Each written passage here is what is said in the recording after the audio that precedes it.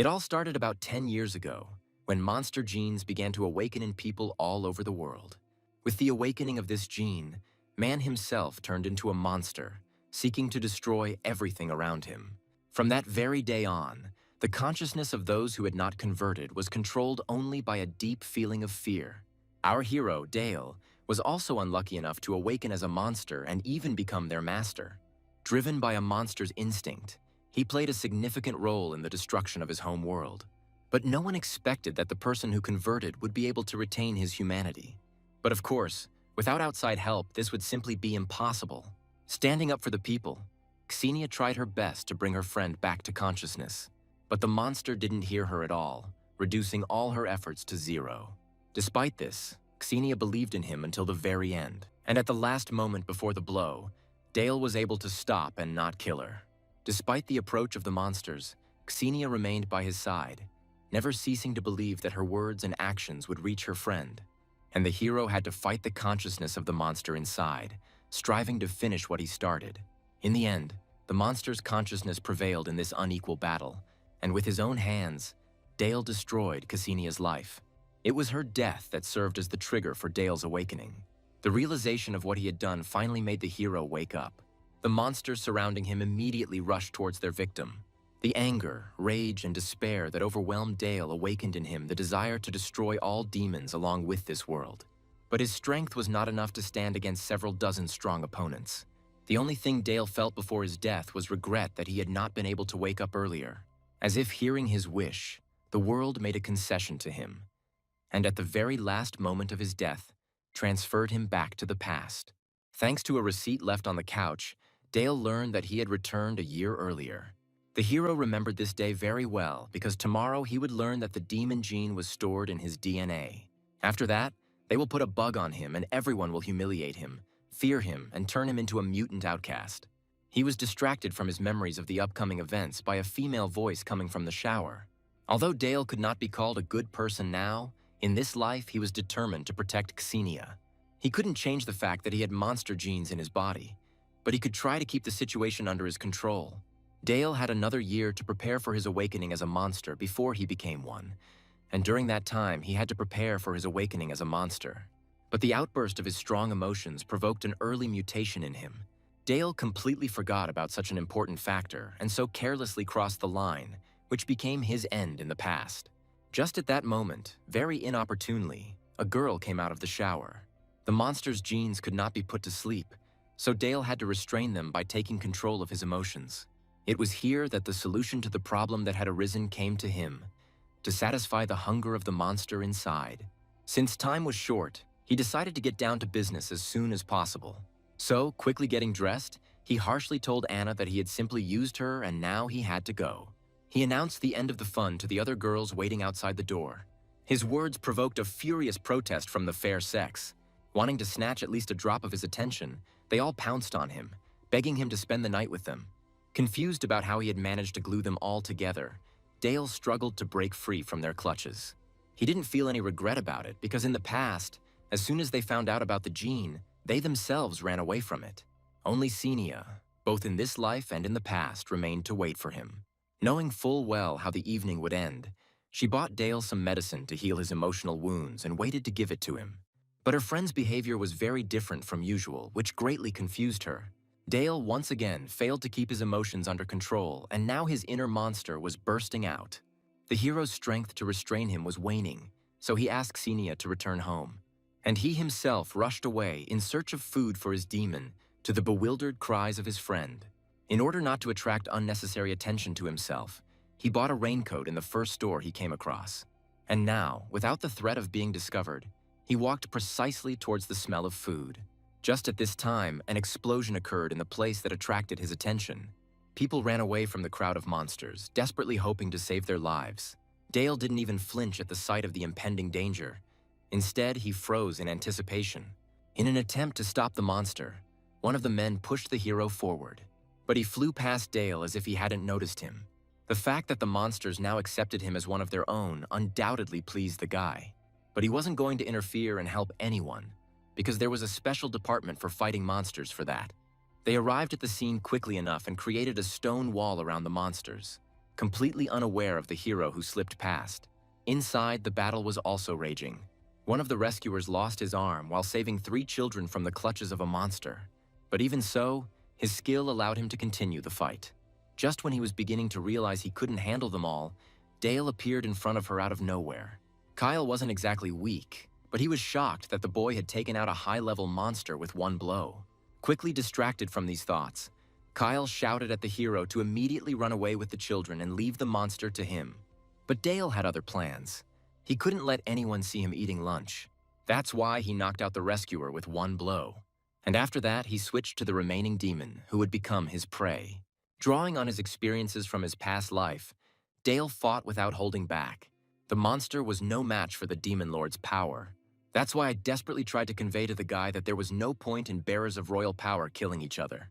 But Dale ignored him, mercilessly biting into the monster's rough flesh, absorbing its strength at the same time. At the same time, the rescuers outside noticed that the monsters had suddenly become much weaker.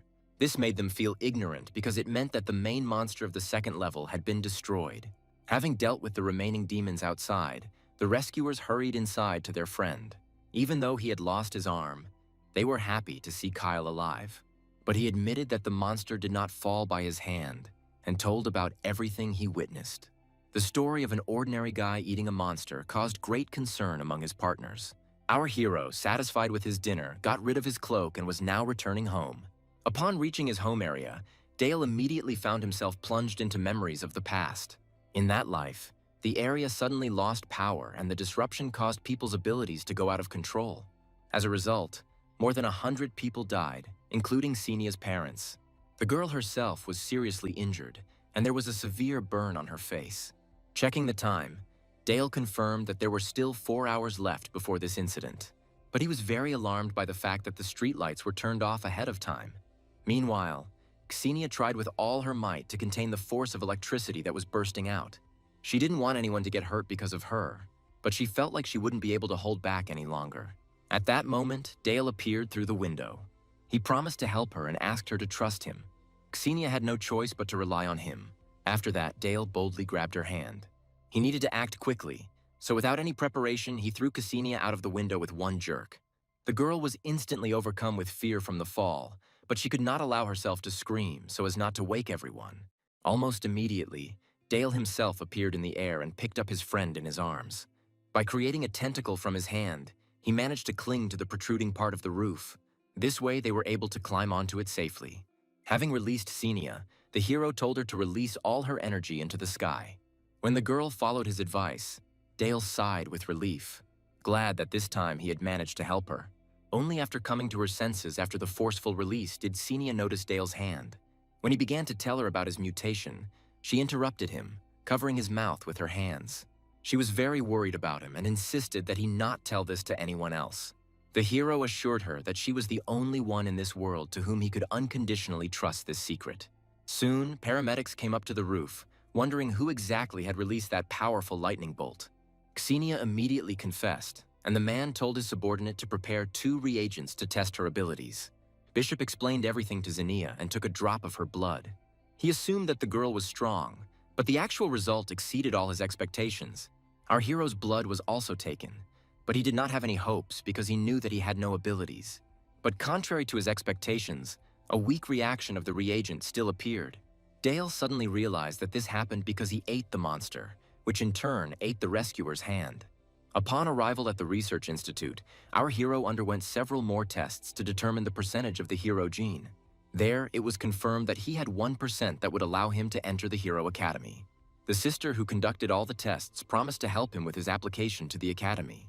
But they had barely left the treatment room when they heard the news that the world record for the number of heroic genes had been broken. All the doctors ran into the room where they are now conducting tests on Cassinia. Dale also decided that it was necessary to take a look at what was going on there. Inside the lab, Cassinia was being tested for immunity to electricity. Listening to the researchers' cries of surprise and delight at the incredible results, Dale couldn't help but smile with satisfaction.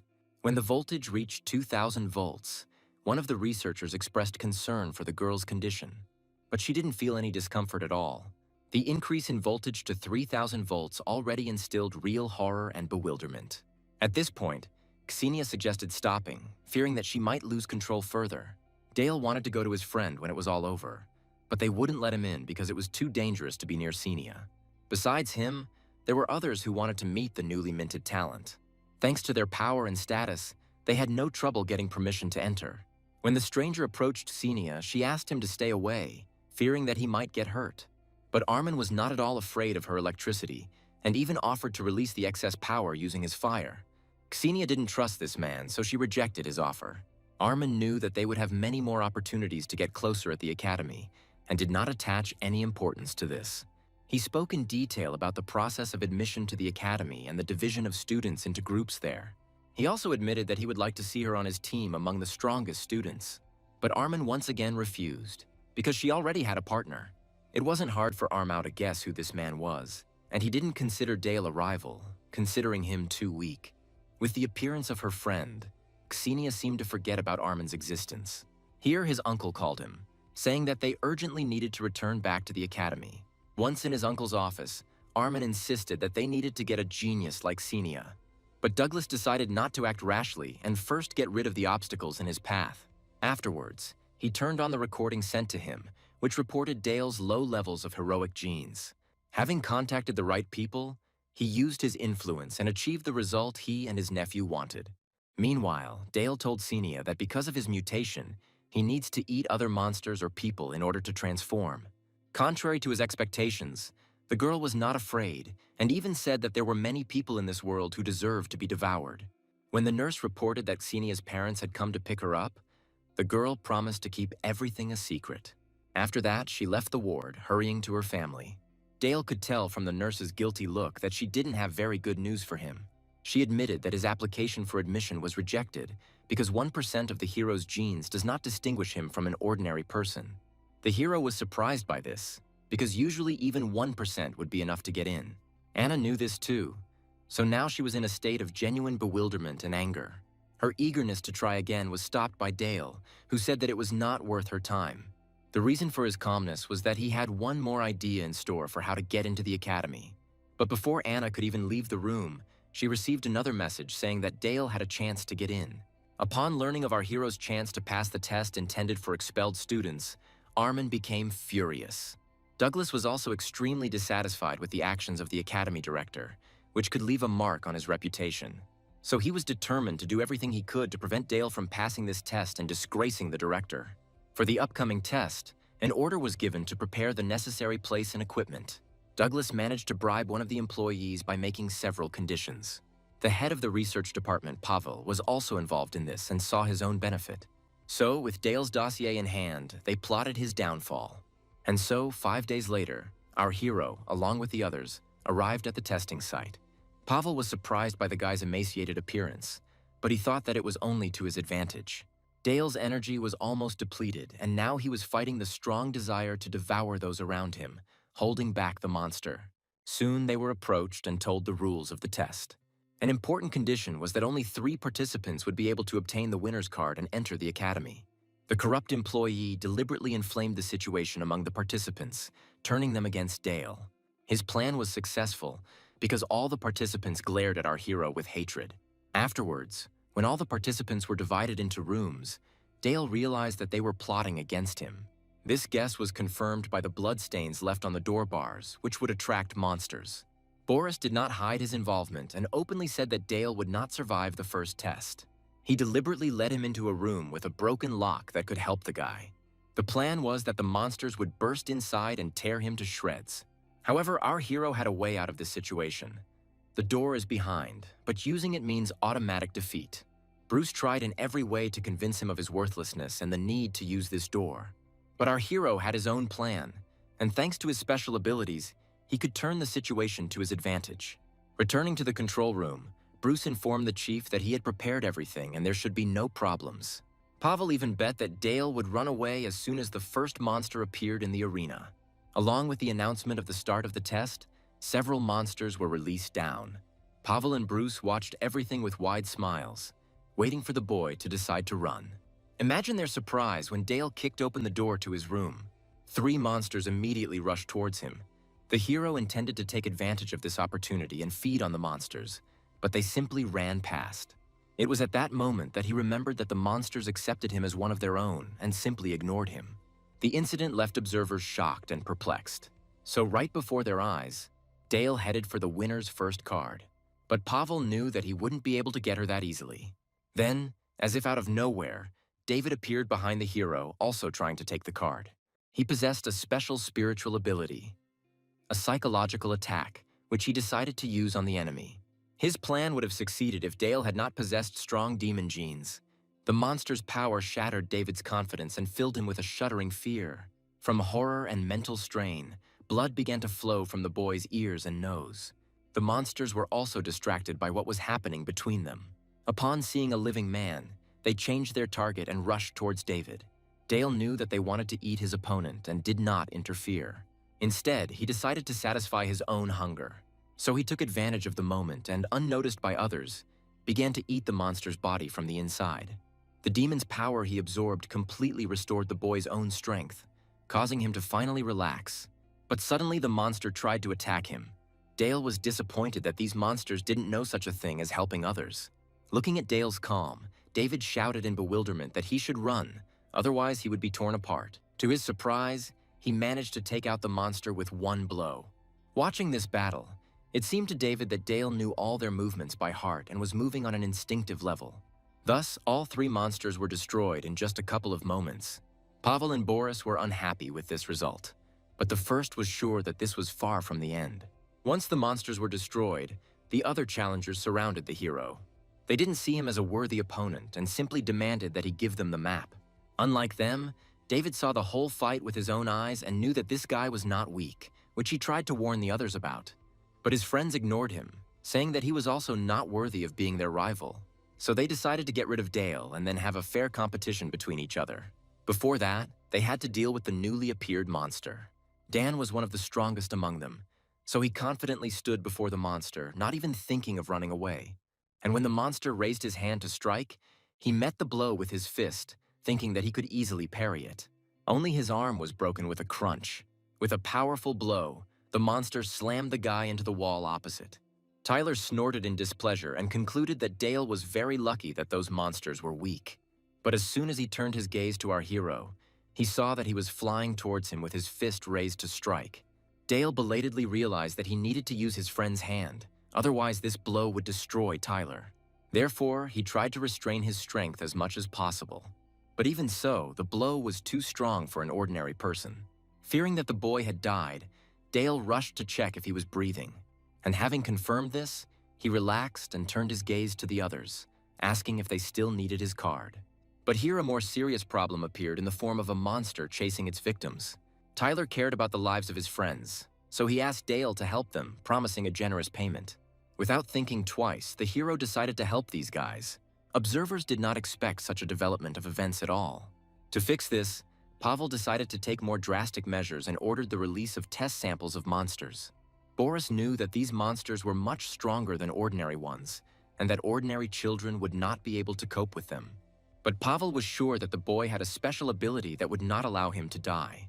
He then ordered Boris to turn off the power supply in the arena when all the isolation doors opened. This order seemed completely absurd to him. He understood that in this scenario, the test participants would not be able to escape and would simply be eaten. But the head of the department didn't see any problem with this at all. When Boris decided to back down, the man's expression changed, and he reminded them that they had been generously paid for this task. To convince his accomplice, he promised to give him a few more million on top and get him out of the city. The desire to get more money prompted Boris to push the weak voice of conscience to the back of his mind. During this time, Dale dealt with the last monster in the arena. Now no one present thought that the hero had just been lucky before. Admiring his skills, Tyler even increased the promised reward for his assistance. Standing nearby, Tyler's sister Emma dealt him a hard blow, demanding that he not get into more debt. Afterwards, she apologized to Dale for her wayward brother, promising to simply treat him to dinner. The hero was about to refuse such generosity when his face changed from horror. Suddenly, another monster jumped from the ceiling right above the brother and sister. Reacting quickly, Tyler pushed his sister and friend aside. Thus, by sacrificing himself, he managed to save them both. David didn't understand what was happening at all, because they were supposed to be given half an hour to rest before the second wave. Several more monsters appeared here. Realizing that these monsters were of a higher level, Dale guessed that someone was deliberately not wanting to let him pass the test. Someone tried to escape, but Emma was too afraid for her brother. Realizing that her strength would not be enough, she desperately rushed at the monster, demanding that it release Tyler. But the monster easily pushed her away and surrounded by his fellow monsters. The girl was already preparing to say goodbye to life when the hero came to her aid. He promised that he would not let her brother die and told her to run away from here. With these words, he threw Emma to the side towards David. He himself rushed forward. Having approached the monster holding Tyler, he forced him to release his victim with a powerful blow. At that very moment, Dale threw the guy aside, remaining alone with the crowd of demons. A joyful Emma immediately ran to her brother, making sure that he was okay. As everyone else ran out of their rooms to get the card, Emma was about to do the same. But Tyler found the test too suspicious, so he stopped his sister.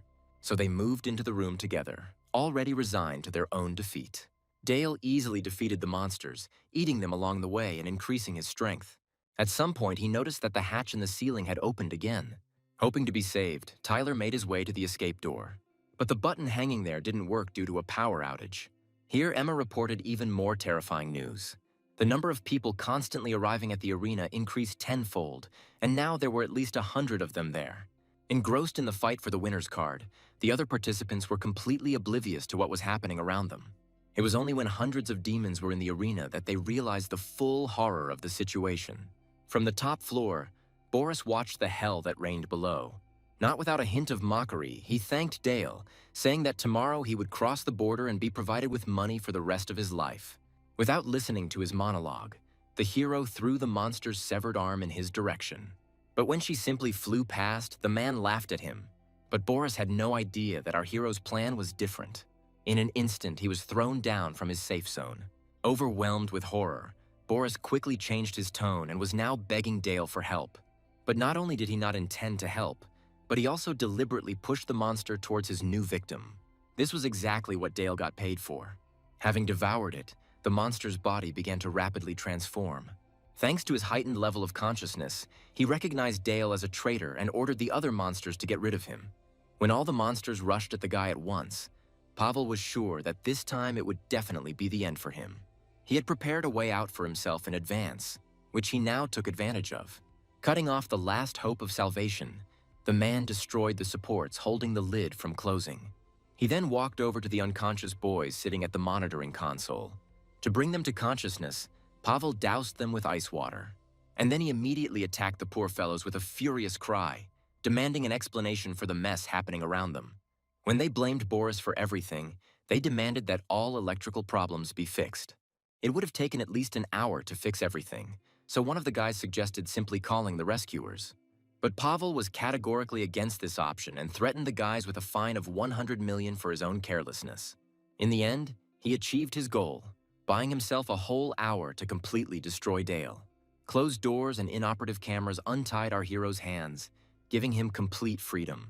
Partial transformation into a demon allowed him to easily dispose of his opponents. At the same time, he also devoured their genes. But digesting them turned out to be more difficult than he had done before.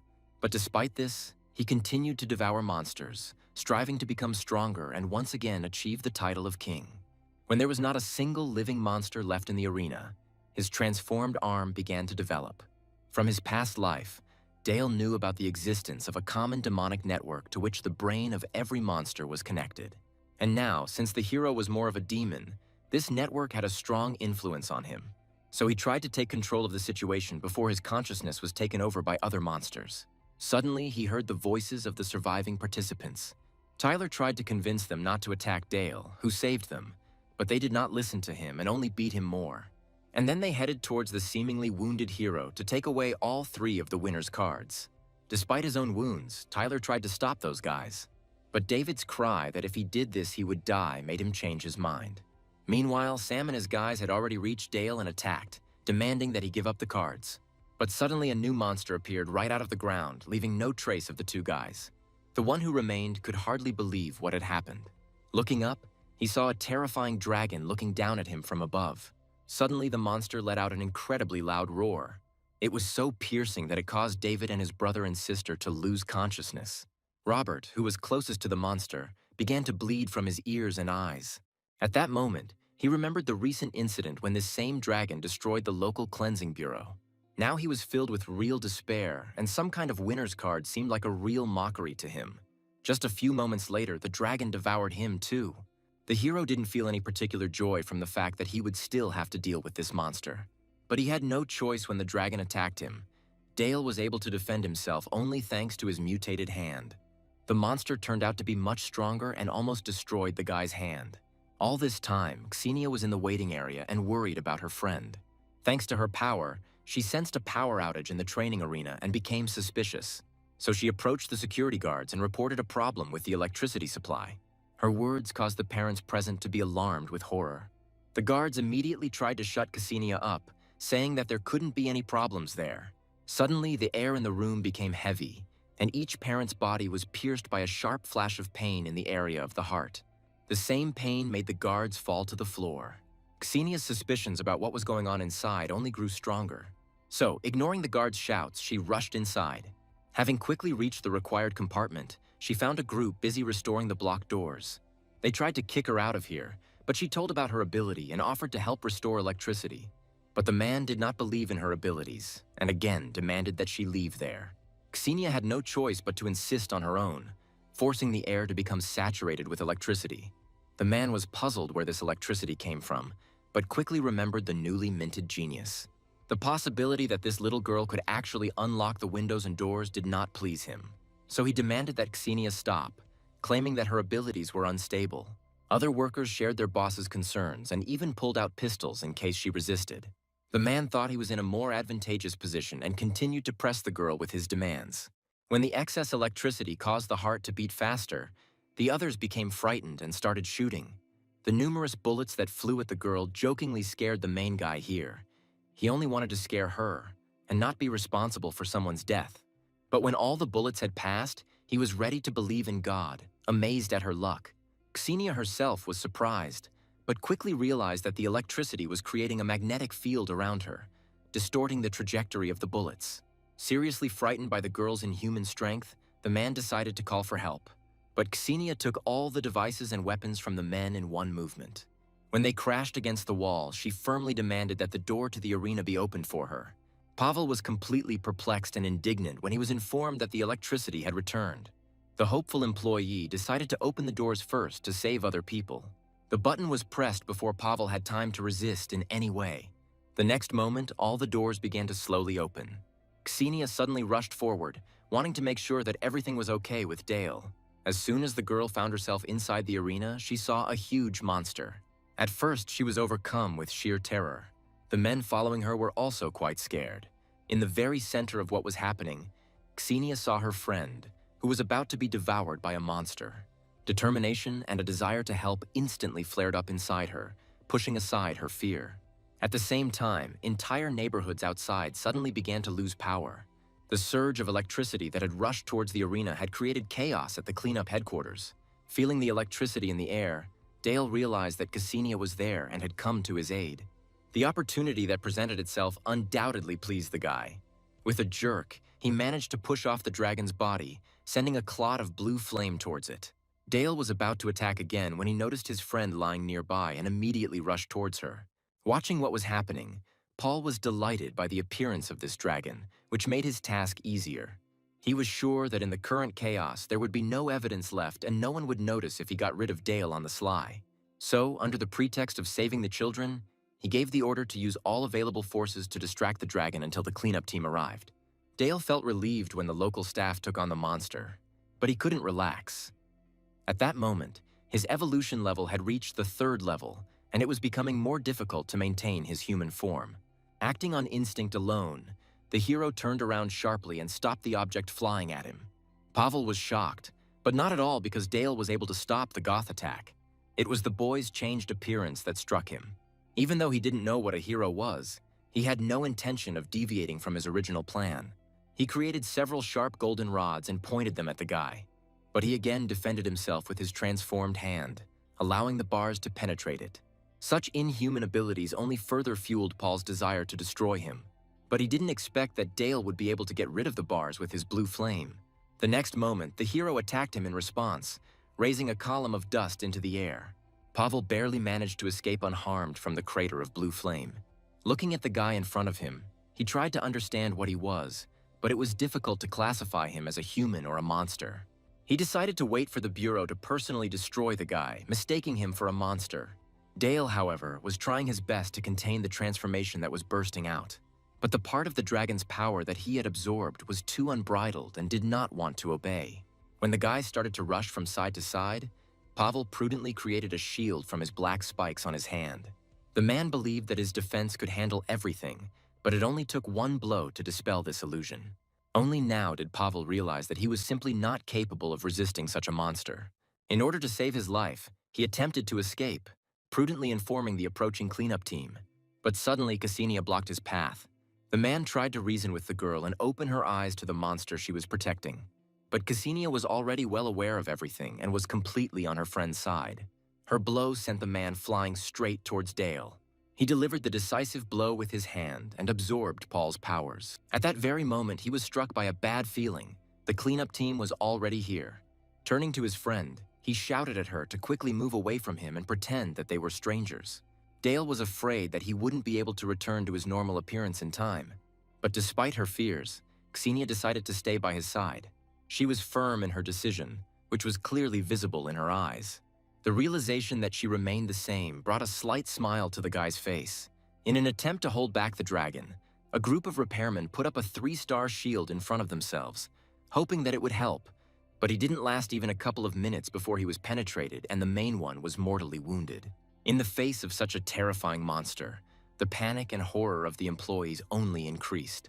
Everyone was about to rush into escape when a sharp pain in the heart made them fall to the floor, not allowing them to take a single step. It seemed that the end was about to come for them. But suddenly a rescue girl from the cleansing bureau burst inside. She was furious that she had to interrupt her date and come here. Therefore, the blows she inflicted were full of anger and the desire to kill. The workers thought that the monster wanted to kill them along with them, but as it turned out, its power had no effect on them. With the dragon temporarily paralyzed, Michelle stepped forward and told the others to run away and find her colleagues. Until then, she was going to fight alone.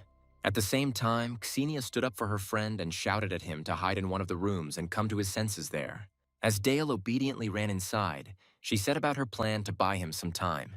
Just at that moment, more people appeared in the arena, and the girl headed towards them, joyfully shouting for salvation. Dale, however, tried to control the tenfold increased power of demonic genes. In the process, he realized that the structure of his hand bones had been altered. Therefore, the hero decided to change tactics and stabilize his genes, developing his bones to new strength. But he overdid it a little, and several black needles flew out of his hands, just like those of the dragon he was fighting. All this time, Cassinia diligently distracted the attention of the rescue group. A sudden loud sound from the room behind her made her tense. The rescuers also became wary and decided to find out what kind of monster was lurking there. Cassinia watched them intently, ready at any moment to stun the men and run away with Dale. But to her relief, the guy came out of the room in a normal state and asked what was going on. So, without arousing the men's suspicions, Dale approached his friend with a smile. But he didn't lose sight of the rescuers who were evacuating other survivors. The hero knew that the dragon that had appeared was not in its full form, and that something even worse awaited them in the future. Therefore, I firmly decided to become even stronger and obtain as many strong genes and necessary resources as possible. A few days later, our heroes were enrolled together in the Hero Academy. Cassinia tried to figure out how Dale could fulfill the conditions set for him and become the strongest person in just 1 year. But the hero was confident in himself and had no doubt that he could achieve this. Cassinia had no choice but to also believe in him. Turning to her, Dale reminded her that she too had a difficult path ahead of her to reach 3 stars in just a month. During this discussion, they were interrupted by a joyful shout from their new acquaintances. Tyler and 2 others swore allegiance to the hero until death in gratitude for him helping them and saving their lives. After greeting them, Dale introduced Cassinia to them. All 3 immediately recognized the name of the outstanding genius and could not contain their shock. But a moment later, the shock gave way to Tyler's genuine admiration. His suggestion that our heroes were dating was immediately dismissed. And then they repeated the simple truth, which had already become boring to them, that they were just childhood friends. But 1 suitcase for 2 clearly did not confirm their words. Changing the subject, David approached our heroes with a proposal. He spoke about the upcoming competition for resources and suggested forming one team. But Tyler was vehemently against this idea, realizing that they would only drag Dale down. Cassinia considered this trio to be an excellent bait, thanks to which they could save a lot of energy. Therefore, Dale, who shared her opinion, himself suggested that they form a team. Taking this decision for pity, Tyler immediately became indignant. By pressing him, Dale convinced the guy that this was not pity at all. The anger instantly evaporated and tears of gratitude for the chance appeared on Tyler's face. Without missing a beat, the hero made a condition that if all the reverses went to one person, he should keep them for himself. The first lesson began that same day, taught by William, who became their teacher for that year. He began with the bad news that if the students failed to awaken their power within a year, they would be expelled. Casting a gloomy glance at the audience, he listed the percentages of strength of the 3 students who had passed the test. When Tyler responded, William said he had to reach his potential this year if he didn't want to be relegated again. When Dale asked about the teacher's strange behavior, Tyler explained that the man calls students by their gene percentage instead of their names, those who have little strength. Meanwhile, the teacher mentioned that their class was special because another genius had appeared among them. All the students' admiring glances were directed at Cassinia. The teacher didn't forget to mention another special student with only 1% of his genes. The man didn't like the fact that such a student was in his class and asked him to stand up so that everyone could look at Dale. Everyone started looking around in surprise, trying to understand who this man was and how he even got here.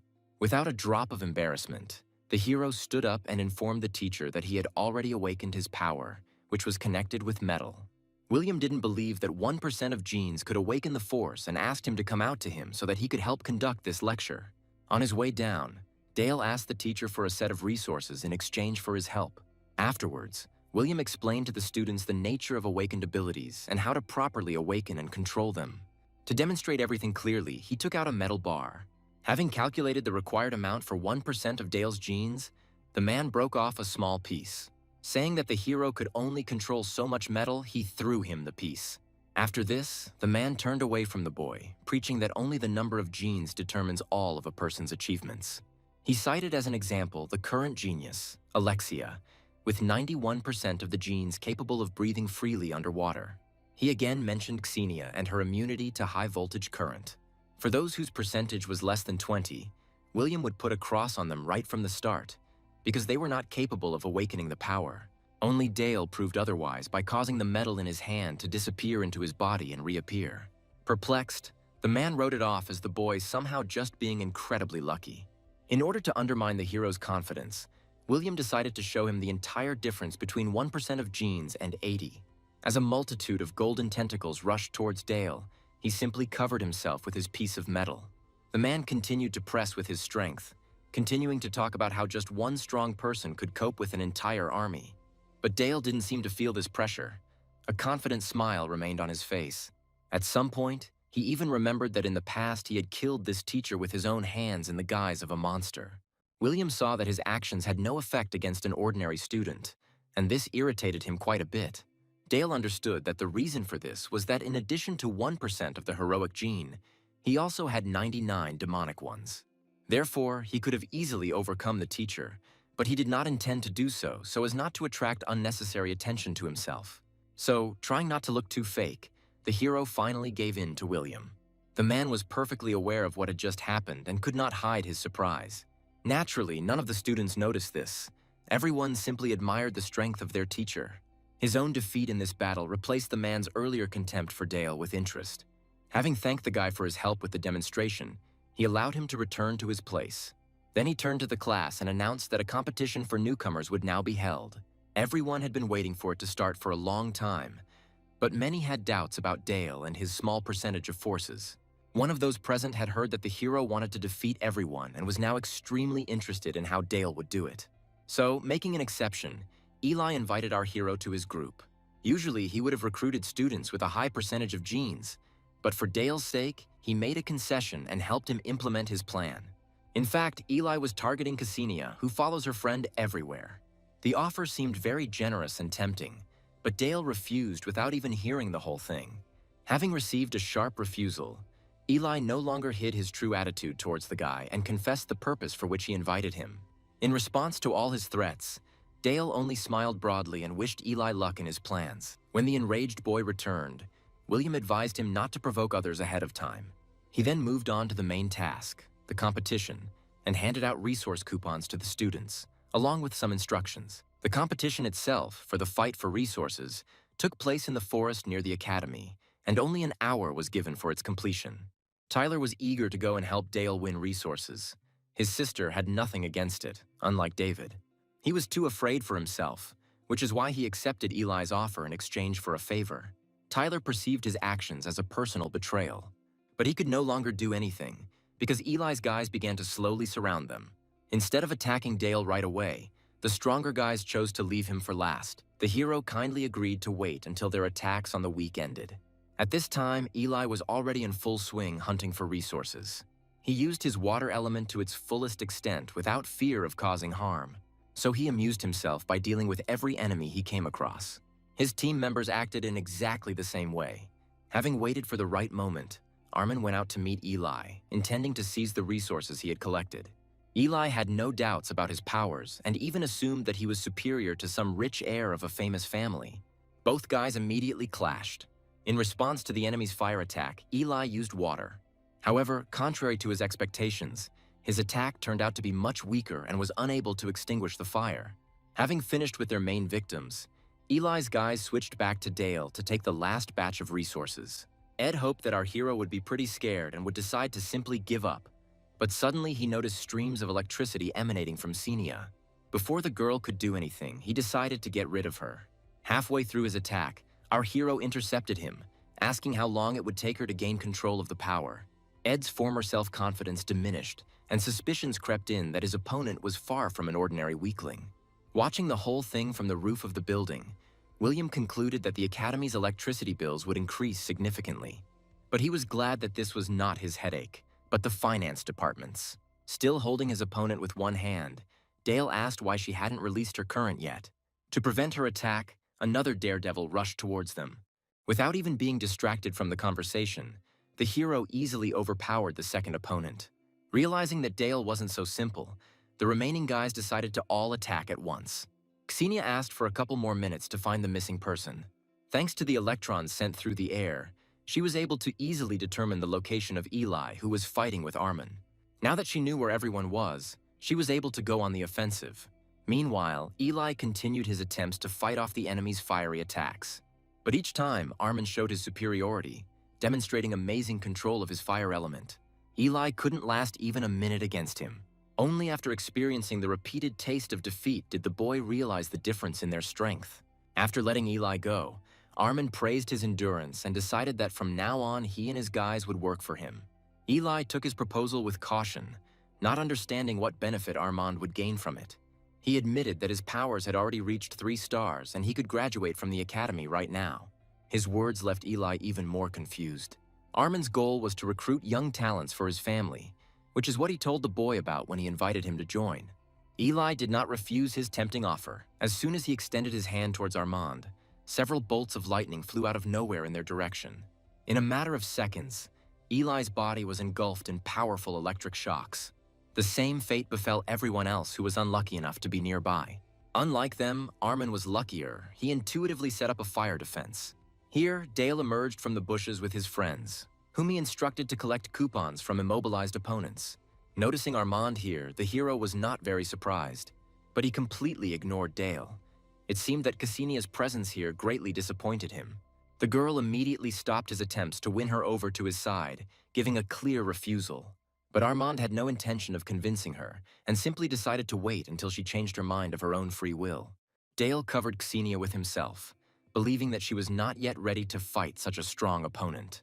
So, wanting to test his own strength, he took the blow himself. Armand had already decided that everything was over, but the enemy, who suddenly appeared unharmed, caught him by surprise.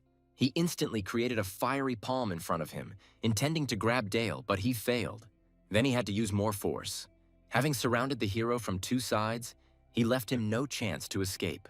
With one sharp movement, Armin clasped his palms together, trapping his opponent inside. Eli was worried that this would kill Dale, but Armin knew what he was doing and was confident that everything would be fine with the guy. Having lived up to his expectations, our hero quickly freed himself from the fiery captivity. This piqued Armand's interest even more, prompting him to resort to a more complex and sophisticated technique. Hundreds of fiery hands reached out from the ground towards Dale, intending to grab him. The guy was surprised by such a quantity, but their small size made his task much easier. So he cut one arm behind the arc with his metal blade. Watching his actions, Armand carefully noticed details and analyzed the enemy. To end this battle, he decided to take some risks. Grabbing Dale's blade with his flaming hand, he provoked a clash of abilities. With this move, Armand planned to directly attack the enemy's gene with his own and destroy it. After that, Dale would need about a year to recover, and this time would be enough for him to get Cassinia. However, his attack had no effect on our hero. It even seemed to Armand that the strength of Dale's genes was similar to the genes of his uncle, who possessed 4 stars, but for some reason the hero decided to give in to him. This action confused Armand and made him expect a catch, but Dale really just admitted defeat. After an hour, the teacher gathered everyone in one place and asked everyone to hand in the coupons they had collected to take to the resource department. Eli and his defeated boys just made gloomy faces, angry at everything and everyone. The first to approach the teacher was a happy Dale with a whole stack of coupons in his hands. The man accepted the coupons and, with a satisfied grin, warned that now the hero and his company would become the object of universal hatred. Then he turned his gaze to another outstanding student in his class and asked where his coupon was. As he searched his empty pockets, Armand asked himself the same question. With ill-concealed joy, Dale admitted that he had seen the coupon on the ground during the battle by accident and picked it up. When he handed Armand the coupon to return it, he could barely contain his anger.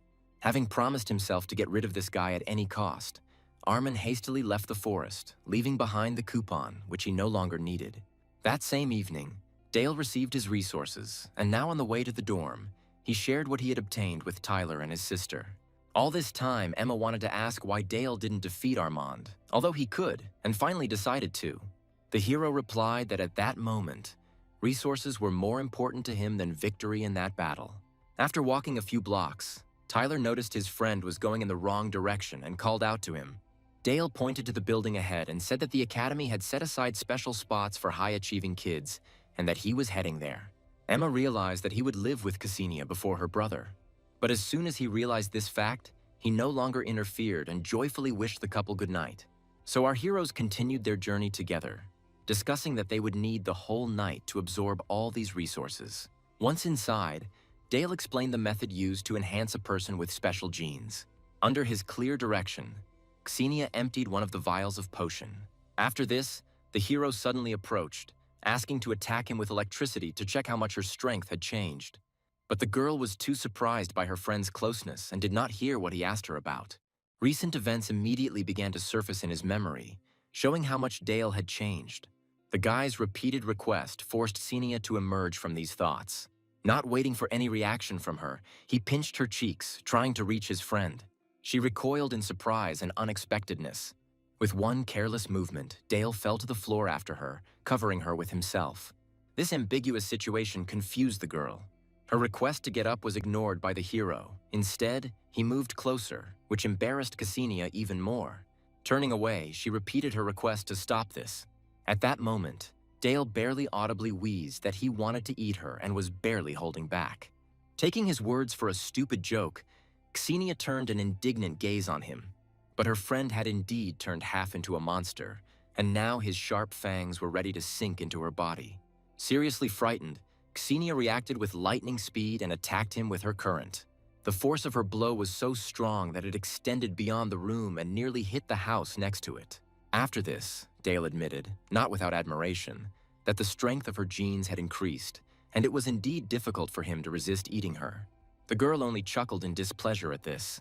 Having decided that this was enough for today, the hero decided to take a little walk and satisfy his hunger. Cassinia played it safe in advance and threw a mask over her friend's face. So, promising to be careful, Dale left their room. During all this time, he has already managed to reach the 3rd level of the monster. As his level increased, he acquired new attacking techniques that he wanted to test out. As soon as he created a blue flame in his palm, he sensed danger and immediately extinguished it. It seemed that everything was calm around and there was no one nearby, but danger lurked deep underground. The dragon from the arena was still looking for Dale and now felt how he used his power. So, due to the threat of being quickly discovered, the hero decided to refrain from using his flame. Meanwhile, in another part of the city, Thomas was returning home from work when he was suddenly attacked. He didn't even have time to realize what had happened before he was dragged into a car. The man woke up already tied up inside a truck that contained several other victims. Pressing on the illegality of what was happening, Thomas demanded that he be released immediately. The kidnappers didn't even react to his cries, thinking about the amount of money they would get for selling these people. It was during one of these moments that Dale attacked the car. Having struck, he immediately disappeared from the criminal's sight. Both men were seriously scared. Just as one of them managed to get the engine started again, Dale reappeared. He broke through the glass with his hand, grabbed the driver, and abruptly pulled him out of the car. But his hero didn't intend to kill him so quickly, so he simply threw the criminal into a tree. He quickly recovered from the blow and stood up, asking Dale who he was. Meanwhile, Mark decided to deal with Thomas before he woke up all the other victims and they turned into monsters. When the man saw the strange potion in the kidnapper's hands, he began to beg for mercy and asked to be allowed to go home to his son. But this only made things worse when he was told that they would also soon come for his son, who had the monster gene. Our hero then entered into battle with the driver, who turned out to be awakened with 3 stars. The criminal felt his superiority for a short time, only until the moment when Dale summoned the blue flame. A moment of confusion was enough for the hero to deliver a more powerful blow. The fraction of flame he released left severe burns on the man's hands, rendering him unable to use his power any further. Realizing his defeat, he began to insist that he was getting rid of people with the monster gene for the greater good. But Dale had a different opinion and saw nothing in common between what was happening and good deeds. With a little pressure, he was able to convince himself of the Lance family's involvement in all of this. He had long been suspicious of the Church of Atonement, because they were the ones who provided special assistance to those carrying the monster gene. In reality, they secretly passed information about the carriers to the Lance family, and they bought these people for their own personal purposes. He also managed to find out through threats that this family had numerous bases and farms for breeding monsters throughout the country. In order to avoid death, the man even promised to take Dale to one of the bases located in their city. Our hero didn't know the location of the bases, so he agreed to this condition. But this turned out to be a trick on the part of the criminal. Dale expected something like this, so he was able to easily stop the man. Then he decided not to waste time and just gobble it up. All this time, Mark continued his attempts to force Thomas to drink the potion. But Dale's approaching steps forced him to push the showdown with Thomas to the back burner. Dropping everything, Mark quickly ran out of the car, saving his life. Looking out the window, Thomas thanked the hero for saving him. But in fact, everyone in that car was already dead, which he told the man and advised him to get as far away from there as possible. He disappeared immediately after that, leaving Thomas at a crossroads, as he had a small son left in the city. He followed Mark like an unnoticeable shadow. As Dale expected, it led him straight to the monster factory. Inside, there were many monsters guarding the entrance to the laboratory hidden in the depths. Mark's approach was immediately captured by the camera. He managed to confirm his identity, but the absence of his partner and the goods aroused the security guard's suspicions. Mark had to tell about the skirmish with Dale and the death of his partner. He was only allowed inside when the man assured the guards that he was not being followed. The moment Mark entered, one of the guards noticed a shadow slipping behind him, but his partner paid no attention to it. Thanks to the high level of monster genes, Dale managed to remain undetected by other monsters and sneak inside. In addition, he found many blind spots in this room, which he intended to take advantage of. Inside the laboratory, the experimental subject was prepared for his future fate by removing excess organs. The unfortunate man resigned himself to his fate and desperately asked for mercy for his wife, who had too small a percentage of monster genes. Instead of answering, Lincoln looked away. Following him, the man noticed a whole shelf with compartments for storing someone's severed heads. Among them, he found his wife. After what he saw, the man's mind was filled with rage, displacing all fear. Lincoln had barely begun the operation, ignoring the curses that rained down on him, when suddenly the power went out. The entire laboratory was without power, causing a wave of panic to wash over the researchers. Right there, Mark burst in and accused the lead investigator of leaking information about the abductions. Lincoln quickly put all the facts together and accused Mark of bringing a tail behind him, which is why everything was now turned off. After this, he declared the first level of alert for everyone. The man also intended to report the break-in to his superiors, but he was not allowed to do this. A sudden attack destroyed the phone right in his palm. Following this, Dale himself appeared. disappointed that today's dinner promised to be less tasty. William was deeply disappointed with the security system of this base, since an outsider was able to penetrate it. The guards who appeared from behind Dale attacked him with activated flame techniques. Mark also joined them, wanting to avenge his partner. William stood aside, wondering who this boy was and who could have sent him here. But he was completely confident in the strength of his people, each of whom possessed the third level and the elements of wind and fire. All three attacked simultaneously, and a whole whirlwind of elements, each reinforcing the other's power, rushed towards our hero. In this battle, they miscalculated the strength of their enemy, which led to their defeat. Dale also released his blue flames, which absorbed the whirlwind aimed at him. Both guards barely escaped burns, wondering what kind of super destructive technology this was. But they interested Dale to a lesser extent than they did Mark. With one blow, he smashed the man's head under the shocked looks of two guards. Despite this scene, the two still had hope that they could defeat Dale if they kept their distance from him. Therefore, jumping back, they again released powerful streams of flame. All this time, William remained motionless, watching what was happening. Unlike his subordinates, he was smart enough to realize that this guy couldn't be killed so easily. For many years, he studied the nature of fire, and during this time, he managed to thoroughly study it. For this reason, he practically saw Dale controlling the element of fire itself with his physical strength. In order to resist him, the guards had to take a desperate step and use their trump card, the flame source pill. William was not happy with this arrangement. This drug increased a person's power to 4 stars at once, which would be enough to defeat an ordinary attacker. But the man feared that Dale's flame was like an eternal flame emanating from the earth, which could not be resisted. Confirming his fears, the hero easily shrugged off the enemy's attack, destroying the guard with just one blow. In this way, he got rid of 2 main obstacles. When he had finished with them and went to William, he shared with him his guesses regarding the nature of the blue flame. Dale had not known about this before, so he demanded that the man take him to the place where this flame originated. William agreed, but only on the condition that the boy join his research group and work for the Lance family. Surprised by his compliance, the hero reminded him that he had just killed 2 of his men. The researcher did not consider the death of the 2 guards a problem, and he told the boy this, saying that he had nothing to worry about. Here, Dale also noted that other scientists will not live either. He admitted that he had previously released all the monsters and that it was only a matter of time before the door here was sealed. His words plunged the man into complete horror and bewilderment at the fact that a person with heroic genes was playing against his own. Covering the eyes of the man who died on the table, Dale admitted that this was his revenge for his brothers. To prevent further questioning, he grabbed William by the throat and demanded to tell him about the eternal flame. But even the monsters raging nearby did not make the man more accommodating. He reluctantly gave up the location, not without lying. However, Dale immediately saw through his lie, comparing facts from his past and phrases accidentally dropped by William in the dialogue. Therefore, having uncovered his lie and planned to wait for reinforcements, he delighted the man with the news that reinforcements were also awaiting him. With each passing moment, an expression of despair began to creep across the researcher's face. Having failed to obtain any more information from him, the hero destroyed the man without a trace. He had to hurry a little because he could smell the strong scent of heroic genes coming from above. He understood that the factory was now overrun with monsters and there were few exits here, which is why he could not avoid meeting the heroes. But Dale wasn't going to just sit around waiting for them and decided to gather resources that would be useful for himself.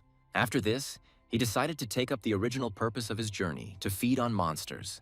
Sometime later, the hero left the base with the collected resources. Right there on the way out, Dale ran into one of the heroes, who had already been waiting for his appearance. The man's golden whirlwind immediately enveloped the hero's body and exerted significant pressure on the ground, causing it to crack. Dale recognized the rising news star with the awakened 4 stars of the earth element immediately. He was also known for his excessive cruelty, which he showed towards our hero. Gathering a multitude of stones together above his opponent's head, he brought them down sharply, straight at Dale. But the blue flame was able to easily cope with this, breaking the stone. Rick was impressed by his opponent's strength, but he had no intention of giving in to him so quickly. So the next moment he used a more powerful technique, planning to make Dale beg for death. Although the hero remained unharmed for now, he understood that he would not be able to defeat a more powerful opponent. So he decided to act cunningly and lure Rick into a trap. Due to his impulsiveness, the hero easily succumbed to provocation and struck his own stone. Thanks to this, Dale managed to get out and find himself behind the enemy. Rick immediately defended himself with a stone shield from a blow from behind. But our hero had something else in mind. Unbeknownst to Rick, he placed the mutated tentacle on his back. Feeling a slight tickle, the hero laughed at Dale, throwing him back. Suddenly, a strong tremor shook the ground beneath his feet. It even seemed to Rick that something was trying to break out from under the ground. Dale knew his opponent was close to the truth. He had previously left his scent on Rick and hoped that the dragon would focus on the hero. He quickly put up an earthen barrier in front of him. But this was not enough to contain the dragon. Our hero's trick had been successful, so now the dragon was focused specifically on Rick. When the boy tried to run, the monster rushed after him, instilling horror and bewilderment in its prey. Dale, having escaped this terrible fate, merely waved goodbye to Rick and wished him luck. He himself decided to take the resources and go home, leaving everything else to the guys from the cleanup bureau. They had been on the base's territory for some time, thinking over a plan of action against the dragon. Immediately at Michelle's command, everyone rushed forward, taking their positions. Jeffrey took on the further task of coordinating his partners. So they began a continuous series of attacks, but the dragon's body was too flexible and practically did not touch it. At some point, Jeff noticed another person fighting a dragon. Thanks to his sound waves, he was able to recognize Rick. As soon as Michelle learned of the presence of a murderer sentenced to death here, she decided to get rid of both him and the dragon. Her water blades could cut through anything in their path and were now heading towards the distracted dragon. Rick noticed this attack earlier and even thought that someone had come to his aid. But as soon as he saw Michelle, he realized that no one was going to save him. So he activated the highest level skill in his arsenal and completely merged with the ground. The dragon was less fortunate. A swift attack of water blades completely cut its body into many pieces. Rick's cover was also destroyed and he was thrown aside. Having prioritized the destruction of the monster, Michelle ignored the guy. Rick decided not to linger and leave this place as quickly as possible. But before he could run even a couple of meters, the mouth of another monster opened under his feet. Having swallowed Rick, the second Earth Dragon burst out. Michelle didn't understand at all the reason for such activity of these monsters. But she had little time to think. She had to do something urgently. Telling the others to stay back, she charged at the enemy. The signalman tried to reason with her that jumping straight into the mouth of this monster was sheer madness. But Michelle was confident in her powers and rushed into the mouth, destroying the dragon from the inside with her element. The head of the Lance family listened to the report on the work of the Flame of Life research base. When he was urgently informed about the situation at the monster factory and that all the scientists there had been eaten by a dragon, the man was very unhappy with the news that the Bureau had become interested in their activities. But there was also good news. They finally managed to learn about the Blue Flame, which was capable of consuming everything in its path. Douglas believed that such a flame, combined with their own, would be the key to unlocking the eternal flame. Armand shared his uncle's opinion, believing that he could become the one who would discover the flower of the eternal flame and gain unprecedented power. The plan in Douglas's head matured quickly enough, and all that remained was to find the owner of the blue flame and extract his gene. Therefore, he gave the order to inform the Bureau that their laboratory had been destroyed and all materials had been stolen by the wielder of the blue flame. But no one even guessed that the flower was connected to a monster living deep underground in the center. It was a real Earth Dragon, and only its many tails were visible. It was his trap that Rick fell into. Using blue flame, the dragon burned the boy alive along with his own tail and devoured him. Dale returned safely back to the dorm, hoping that the dragon had already been dealt with. He understood that they could easily detect him by his aura and send mercenaries, so he decided that for now he should lay low. Meanwhile, the flame flower in the laboratory began to slowly bloom, attracting the attention of scientists. In their joy, they wanted to call Douglas, who had just left, but they didn't have time. Their bodies were cut apart by a force wave in an instant. At the same base, there was also a cleanup team consisting of the strongest fighters of the Lance family. All of them were also destroyed by the merciless blue flame. Only one of them was lucky enough to survive and witness such a horrific scene. When Douglas responded to the noise and returned, he stuttered as he recounted everything that had happened. Considering this flower to be a monster, the boy advised reporting it to the Bureau and getting rid of the threat. But Douglas had a different opinion on the matter, and in order to prevent information leakage, he got rid of the boy. Armand was not afraid to get close to the flower and could now interact with it with his flame. Douglas had suspected the flower's essence before, but now he was only convinced of it and had no intention of giving this treasure to anyone. Dale was trying to solve a different problem. He is on the verge of reaching 3 stars, but before that, he needs to develop his abilities to that level. By stabilizing the monster's genes with the help of the heroes, he will be able to control the shape of his body.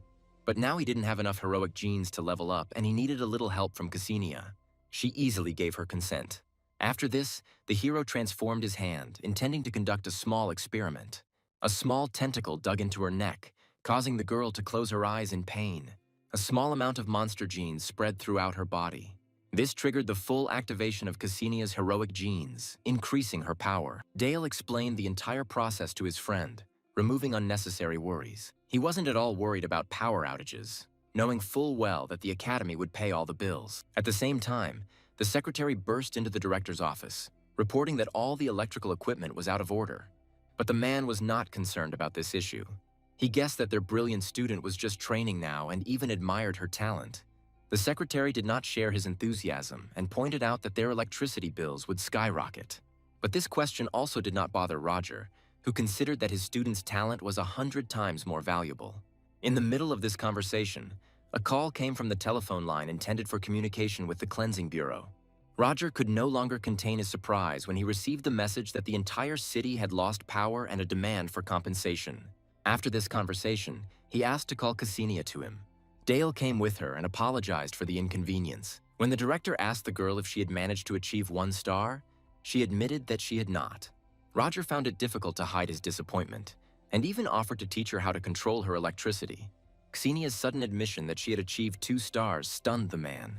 He found it hard to believe that she had managed to break through to such a level so quickly. That's why I decided to see for myself. Using his power, he created several branches that instantly surrounded Cassinia. This is how Roger was able to figure out that she had somehow managed to activate her genes, which is usually only possible in 2 cases. The man had some suspicions about this, but he did not ask questions. Dale broke the tense atmosphere by saying that they were currently training hard, wanting to reach 3 stars. Shaking his head, Roger said that Cassinia would be able to do this thanks to the special training at the academy.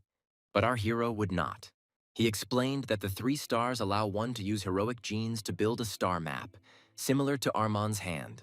Our hero's genes are defective, and there are too few of them to form a star map. But Dale knew that the academy had special technology that could help him with this. The director became wary when the hero mentioned this, because news of this had long been erased from all sources. He explained that he could not use that technology because it was still too crude and had many nuances. Dale was confident in his abilities and tried to convince the man that he was the ideal candidate for the experiment. But Roger could not give his consent for the reason that the price of the technology did not exceed the amount billed for electricity. Having failed to obtain his consent, Dale decided to go back, simultaneously offering Cassinia another training session. It was an obvious provocation, but the prospect of receiving exorbitant bills on a regular basis did not appeal to the man. He decided to give our hero a chance and made it a condition that Dale's team win the qualifying competition, which made him happy. He also reminded that there are only 3 days left until the deadline for accepting applications for participation. Olga was sure that these 2 would not be able to defeat the strongest students of the academy and take first place. But the director of the academy thought differently. Roger examined Dale's school tests and found something abnormal that aroused the man's suspicion and interest. Olga knew that the director was studying monster genes and was now confused to learn that he was also studying hero genes. Before she had any more questions, Roger decided to end the conversation and deal with the electricity bills. The very next morning, 2 representatives of the bureau, Kyle and Justin, came to see him. They came here not only as judges for the upcoming competition, but to search for the blue flame among the students. Roger was surprised that the bureau thought such a person could be hiding here. Kyle told him about his run-in with Blue Flame at the mall when it was attacked by monsters. Since it was dark there, he was unable to make out the face, but he was sure that it was a teenager who had recently awakened the power within himself. Justin added that yesterday the Lance family announced that Blue Flame had attacked their lab and killed everyone there, stealing materials. The man conducted his own analysis and shared Kyle's opinion that the perpetrator could be one of the students. Their words did not at all convince the director of the academy of his students' involvement in what was happening. Kyle then admitted that since the day of the battle at the mall, he has felt a special connection with the Blue Flame. Therefore, as soon as he crossed the threshold of the academy, he felt how this connection became stronger. In a tone that brooked no argument, Justin announced that all new students would be thoroughly screened. That same morning, the first training session began in our hero's class. William enlightened the students about special equipment for pumping all 5 natural elements. But first, he decided to have a couple of fights to awaken the dormant genes within them. After giving everyone the task of finding a sparring partner, the man stepped back and called Dale and Cassinia. As soon as the hero walked away, Tyler and his sister were bombarded with attacks from other students. William was not happy that the director had given in to the children, and now he had been dragged into the matter by being made the group's curator. He was sure that Dale and his team would not even pass the minimum requirements to register for the competition. So he advised our hero to join the senior team, but Dale immediately rejected the idea. William tried to convey to him again that with 2 losers on the team and only 1% of their genes, they would not win. But the guy no longer heard him, distracted by a strange feeling inside. Thanks to the connection, he was able to sense the approach of one of the Bureau's heroes, whose genes he absorbed. Dale quickly realized that this connection worked both ways and tried to bury his 1% of genes under the genes of monsters. That's why he completely missed the teacher's words about the possibility of using a gene-enhancing card in the competition. But even with it, William didn't believe in Dale's abilities and thought that the card would save him if the boy could copy the enemy's ability. Instead of Dale, he suggested making Cassinia the team captain and, as a test, asked her to attack him with all her strength. She was only glad to test her strength and asked to give her a couple of minutes. Seized by a strange premonition, the man made the adjustment that the first blow would be in the air. At the same time, a fight was already breaking out nearby between Tyler and other students. But a sudden flash of light stunned everyone, causing them to look up from their work. And the next moment, lightning struck there with an incredibly powerful discharge. Seriously frightened by Cassinia's anger, the bullies apologized to Thomas and even began to treat him with respect. William was no less shocked. Now he was even afraid to give her the captain's power-up card. At that moment, his thoughts were interrupted by the voice of the secretary approaching them. When the man walked away, Cassinia noticed the hero's tension. A little later, William introduced 2 guests of their cleanup agency to his students. Kyle was sure that their criminal was among these children, but for some reason unknown to him, their connection with the hero was abruptly cut off. Having no other choice, he decided to take drastic measures and simply smoke out the blue flame. Justin knew Kyle could easily get carried away and cause havoc, so he set penalties for major destruction in advance. But his partner will stop at nothing until he achieves his goal, so he created many metal swords in the air. Dale quickly realized that Kyle wanted to channel his powers through everyone here, but he didn't feel a bit of excitement. There was no way he could completely hide his heroic genes, which our hero was also well aware of. He also realized that even if he was caught, it would be very difficult to prove his identity as the Blue Flame. In those split seconds, Kyle found the one he had come all this way for. At that moment, all the Iron Blades rushed towards Dale, and he decided to use his brilliant acting skills. Attacking the guy, the hero dumped all the accusations he had on him. By showing his fear, the hero tried to convince Kyle that he had nothing to do with all this. But suddenly he stopped playing the coward and was able to clearly see the direction and structure of the enemy attack.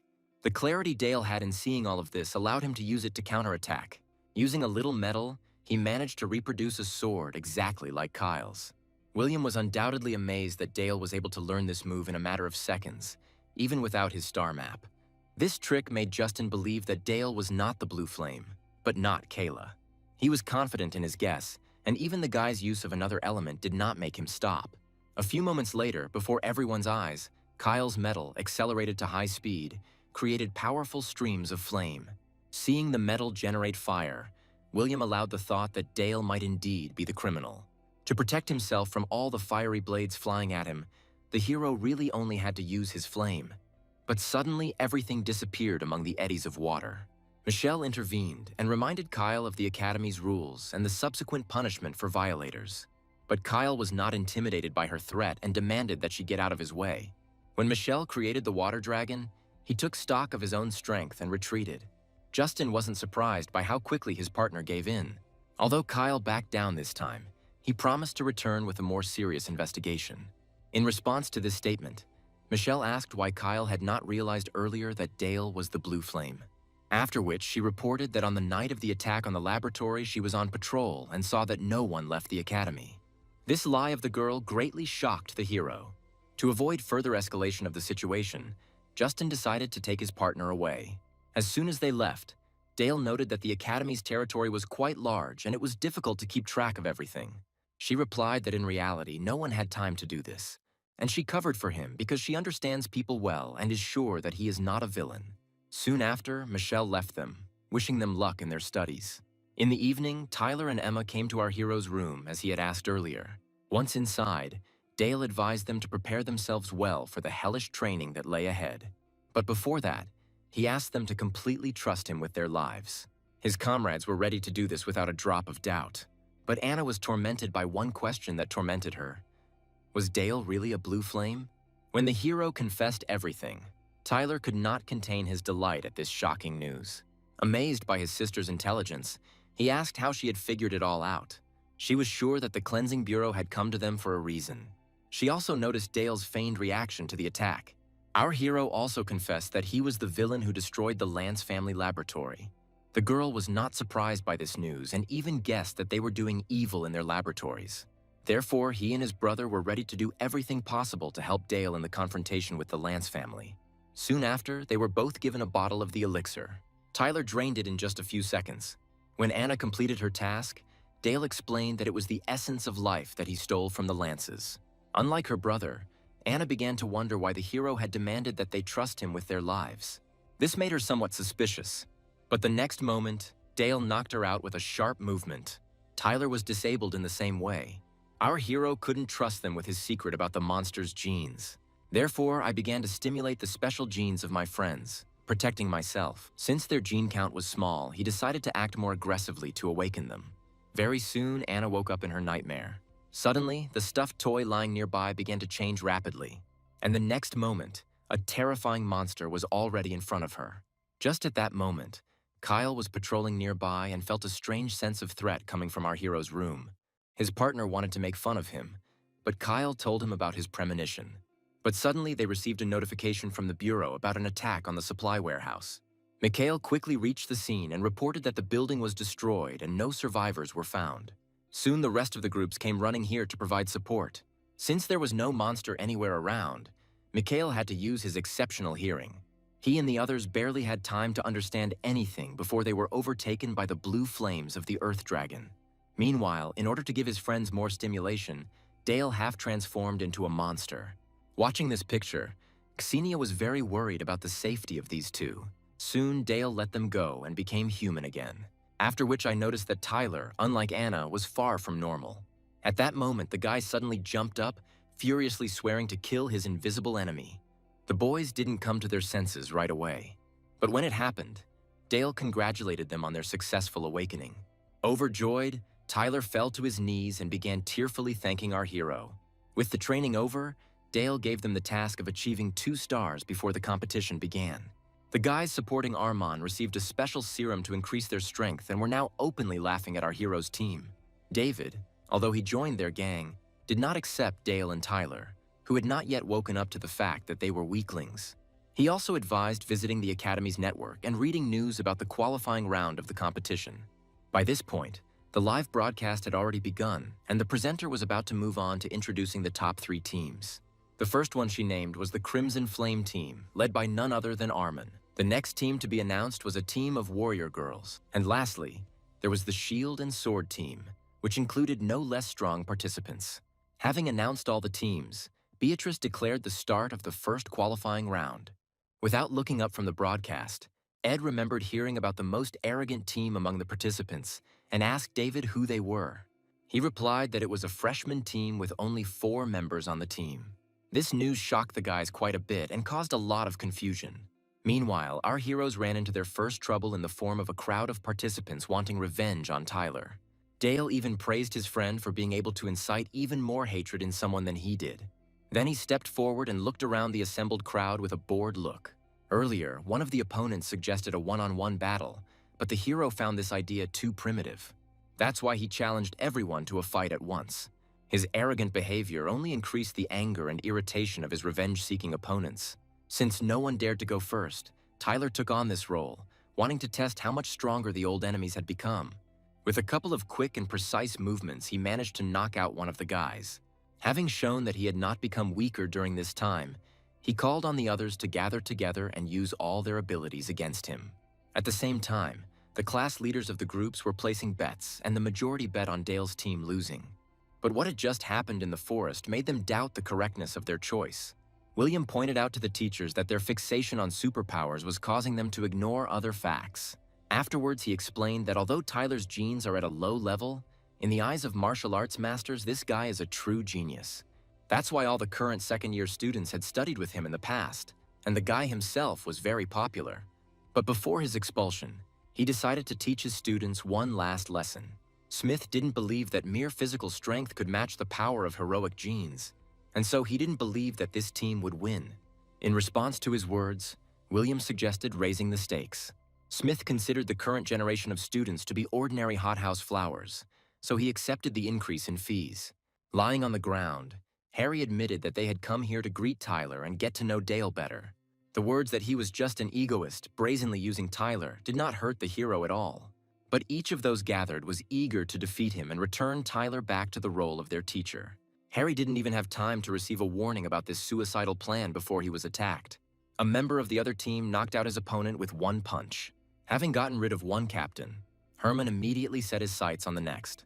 So, one after another, the teams were eliminated from the list of participants. Dale Herman decided to leave it for last. But when the fourth-year student approached our hero, he only took a small step back, dodging. Immediately after this, an iron spike appeared from the ground and flew straight at Herman. He was unable to dodge this unexpected high-speed attack. So, from his first fight, Dale emerged victorious.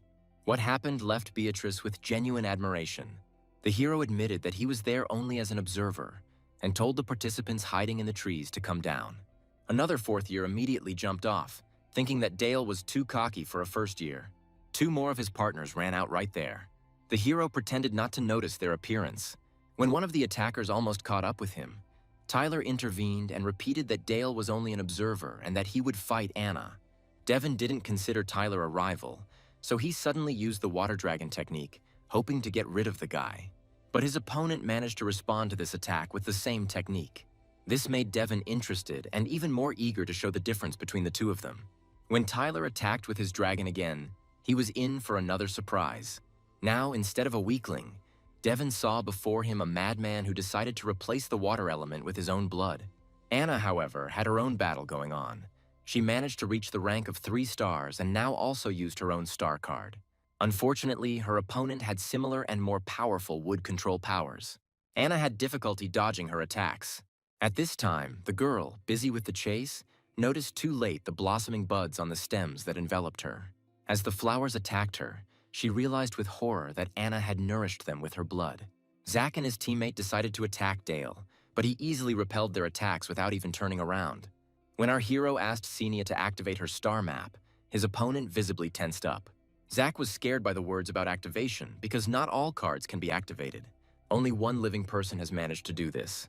The guy knew about Cassinia's high percentage of genes, but he didn't think that she was able to reach such a high level so quickly. As soon as the activation was launched, a powerful electric field burst out of the girl's body. Zack and everyone else were shocked by what happened. His teammate Kate quickly recovered and attacked, deciding that the freshman could not be stronger than her. Cassinia didn't even have to do anything. The electric sphere around her got rid of every flying ice spike. Kate did not give up on her attempts and tried to use a different technique. The giant ice needle, her strongest technique, was also easily destroyed. This forced the girl to admit her own defeat. Cassinia herself was at a loss because she was suspended in zero gravity and turned to Dale for help. But she didn't take into account that with one careless movement she could kill her friend. He immediately distanced himself, advising her to quickly deal with her new powers, and at the same time with her 2 opponents. Zack had already realized that he couldn't handle Cassinia and decided to immediately attack the team captain. So joining forces, they rushed towards Dale. He hastened to warn them that this choice would eliminate them from the competition even faster. But they ignored his words, not attaching any importance to them. Zack was about to use the finishing move when suddenly his opponent's hand emerged from the whirlwind. And the next moment, he threw Zack back with one blow, destroying the whirlwind around him. Rolling on the ground, he couldn't understand how an ordinary first-year student could have such strength. Smith, who was watching the fight, also guessed that such strength could not belong only to the newcomer. When he demanded a thorough investigation into Dale's identity, William could no longer remain silent. He reminded them that the principal had already learned everything he needed to know about Dale and that they, the teachers, should not go behind his back. The brewing argument was interrupted by a message about the appearance of monsters in the city, which came to each of the teachers. The director of the academy also received this message, and now he had to decide whether to stop the competition. Since the situation was generally under control, he believed that they could complete the competition as usual. A large number of bureau employees had already gathered at the scene when Ethan ran in. He was informed that Michelle had driven 3 invisible monsters into the tunnel, but then another crowd of monsters burst in. Without thinking, Ethan immediately rushed inside, listening carefully to the sounds. When he met Michelle, she was fighting one of the invisible monsters, and the rest had disappeared somewhere. This fact left Ethan confused. Without stopping the battle, the girl asked him to find the escaped monsters and not let them get close. He immediately activated his star map and began to listen to all the sounds in the area. Its ability extended over tens of kilometers. He managed to spot a crowd of mutated animals that had become monsters moving toward the tunnel. But no matter how hard Ethan tried, he was unable to detect the invisible monsters. The fight between Tyler and Devin was still going on. Despite the fact that the first one had already received quite a few enemy attacks and lost a lot of blood, he still stood on his feet, not thinking of giving up. Zach tried hard to dodge Cassinia's electric lightning. Over the past half hour, she managed to figure out how her electromagnetic field works. By using acceleration, she was able to move through space at incredible speeds. The demonstration of her abilities increasingly instilled fear in her opponents. But just as she was about to launch another attack, her field disappeared due to the large expenditure of energy. To Zeke, this seemed like the perfect opportunity to end it all. But Dale got ahead of him, intervening and knocking the guy out with one blow to the neck. Having announced the hero's victory in this fight, Beatrice also announced the end of the first stage of the competition. Here she also announced that in the second stage only one of the 6 teams would become the winner. The essence of the new task was to find a reward for the winner hidden in the forest. Cassinia suggested making every effort and taking first place, but she was worried that she had used up all her energy and that it would take her time to process the electricity from the nearest city. Dale reassured her, saying that they had already done their part of the job and now he would take care of the rest himself.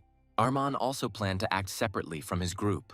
The day before, his uncle told him about his plan to use this competition to conquer the academy. Arman knew about his uncle's plans and thought that it would take much longer. Douglas explained that thanks to the blossoming flower, people here develop their powers many times faster.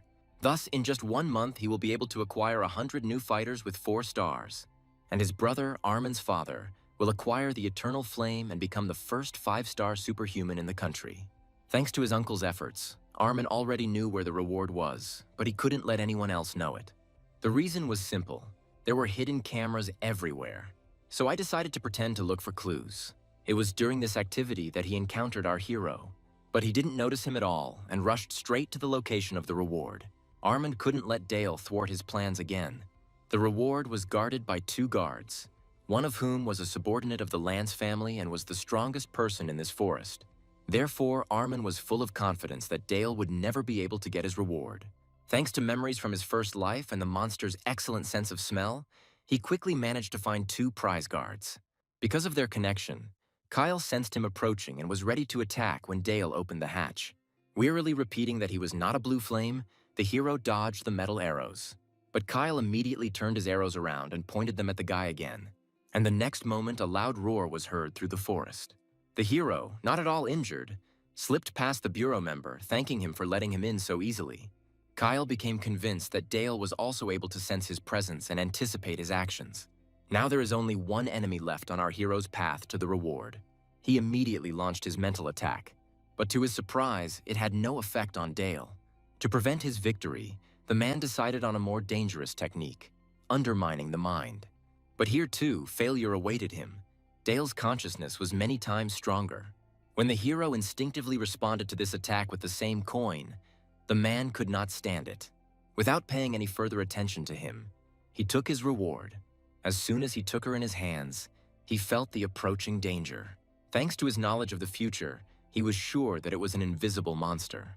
Ethan continued his attempts to find out the location of the monsters. When he realized that the monsters had dug their way to the academy through a tunnel, the boy was horrified, realizing what a mistake they had made. Now the academy where the competition was held is left with virtually no teacher protection. He immediately informed Michelle that it was a trap and that the students were now in danger.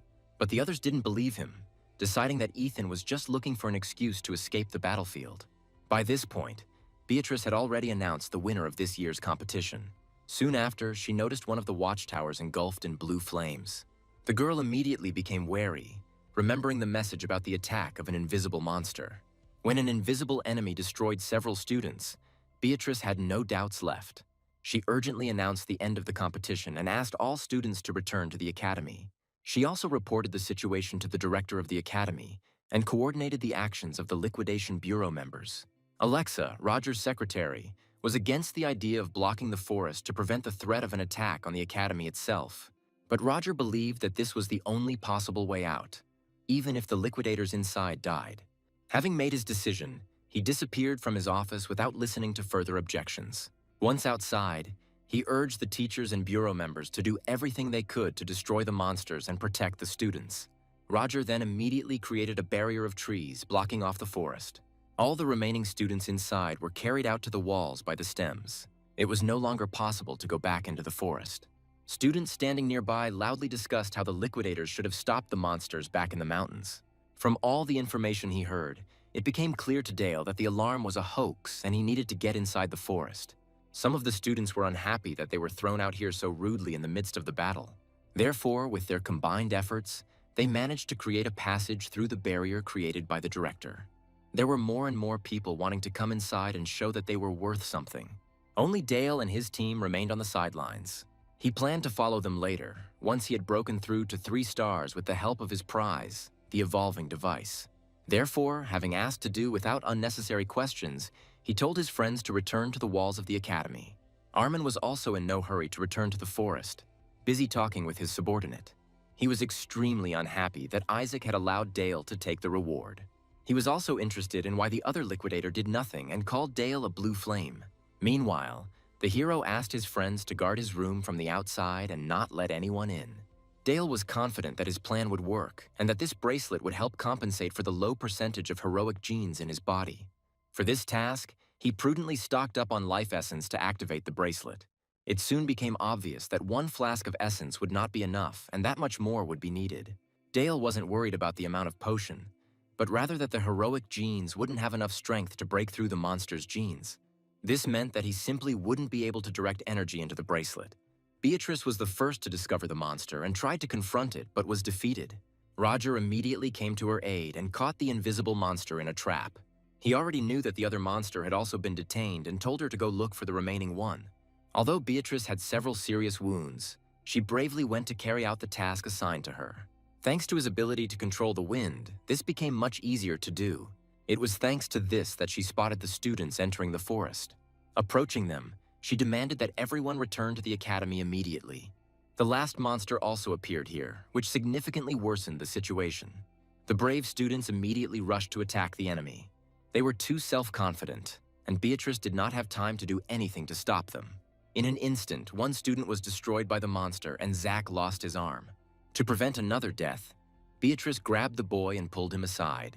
But neither her convictions nor what happened convinced the students of the need to leave here. Eventually, Beatrice gave up her plan and resigned herself to their decision. So she stepped forward, taking command.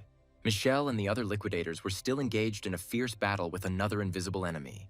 Thanks to her last attack, they managed to break the monster's invisibility. She expected it to be a normal level 4 monster, but she soon realized she was wrong. Droid took the brunt of the monster's attack, telling his teammates to run to the academy and ask for help. During this time, Dale found a solution to his problem. He realized that the monster genes themselves contained enormous reserves of vital energy, which is what the essence was made of. Therefore, the hero decided to simplify the task and use the monster genes instead of this essence. As soon as he used his monster genes, the bracelet immediately activated. Soon, he completely took on the form of Dale's hand, simultaneously studying the structure of his heroic genes. Thanks to this device, the hero will be able to artificially increase the percentage of his genes and create his own star map. Now all he has to do is force the monster's genes to evolve. This task turned out to be much more difficult. The genes went wild and refused to obey. A couple of the monster's attacks were enough to knock out the students and destroy their faith in Beatrice's victory. In order to be of some use, she decided to take desperate measures, to blow herself up with the force of the wind. She hoped that the wind generated by the explosion would carry the students away from here.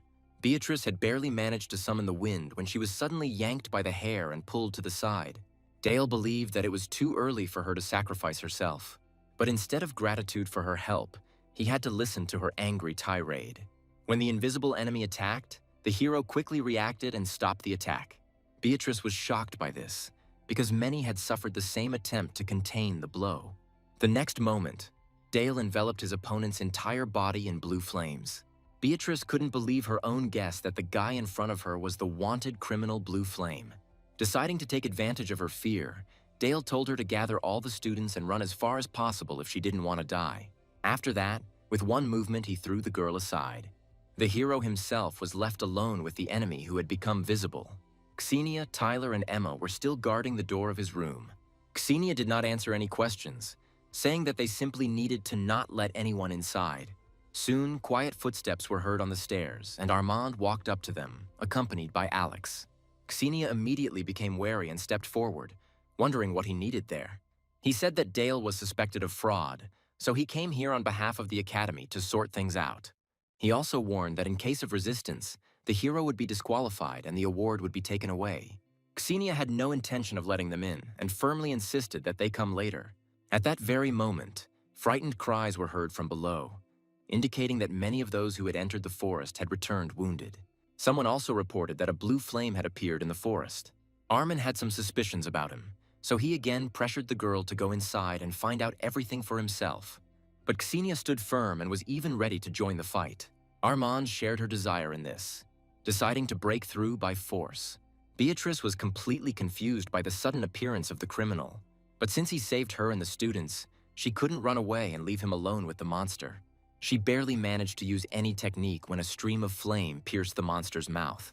Beatrice was even more shocked and confused to see Dale using the same flames as his opponent. Noticing her appearance, the hero asked with displeasure why she was still there. She confidently replied that the monster was now visible and she did not need to protect the students, so she could help. To confirm her words, Beatrice called upon the wind. This way they rose several meters higher, gaining an advantage over the monster. Dale praised her control of the elements. Therefore, he asked her to use her wind to launch him straight into the enemy's mouth. Although Beatrice didn't see the logic in this plan, she fulfilled the guy's request. Thanks to the wind, Dale easily managed to avoid the monster's direct attacks and get right into its mouth. With the claws of his right hand, he could easily tear the monster's body from the inside. Feeling a sharp pain, the monster let out a terrifying roar. Roger, who was holding his fellow creature, was horrified as he felt the monster go berserk. The third monster, which was held by the liquidators, also succumbed to rage. Dale realized that this wasn't just simple rage. These monsters were emitting the aura of the Monster Lord. The outgoing pressure from the monsters affected Beatrice, preventing her from using her powers. To avoid crashing to the ground, she tried to gather at least some of her strength, but she didn't have time, finding herself right on the monster's head. The situation became even more dangerous when dry branches began to wrap around her body, making it impossible for her to do anything. Once she was already on the brink of death, but her brother came to her aid. Despite the approach of the monster, he desperately tried to help her get out from under the rubble. Then, at the most desperate moment, their father came to their aid, boldly rushing at the monster. That day, he gave his life in an attempt to protect Beatrice and her brother. The girl was ready to say goodbye to life, but suddenly Dale came to her aid. But instead of gratitude, she shouted at him to run away from here and not to interfere if he didn't want to be eaten. Her words only made the guy laugh. And then, thanking her for the excellent job she had done as bait, he tossed her into a safe place. He himself created a devouring tentacle from his palm and directed it into the monster's tail, which is its second mouth. After eating a little, Dale transformed his tentacle into spikes. They instantly appeared and, increasing in size, began to pierce the monster's body from the inside. Beatrice was truly delighted by such an amazing spectacle. But the monster managed to get rid of the damaged tail and remain unharmed. Armin recognized Cassinia's talent, but he knew that she had used up all her energy during the competition and was now unable to put up any resistance. Tyler also understood this and stepped forward, demanding that Armin leave here. He quickly got rid of the obstacle in his face with the help of his fiery palm, after which he expanded it, taking over the space around it.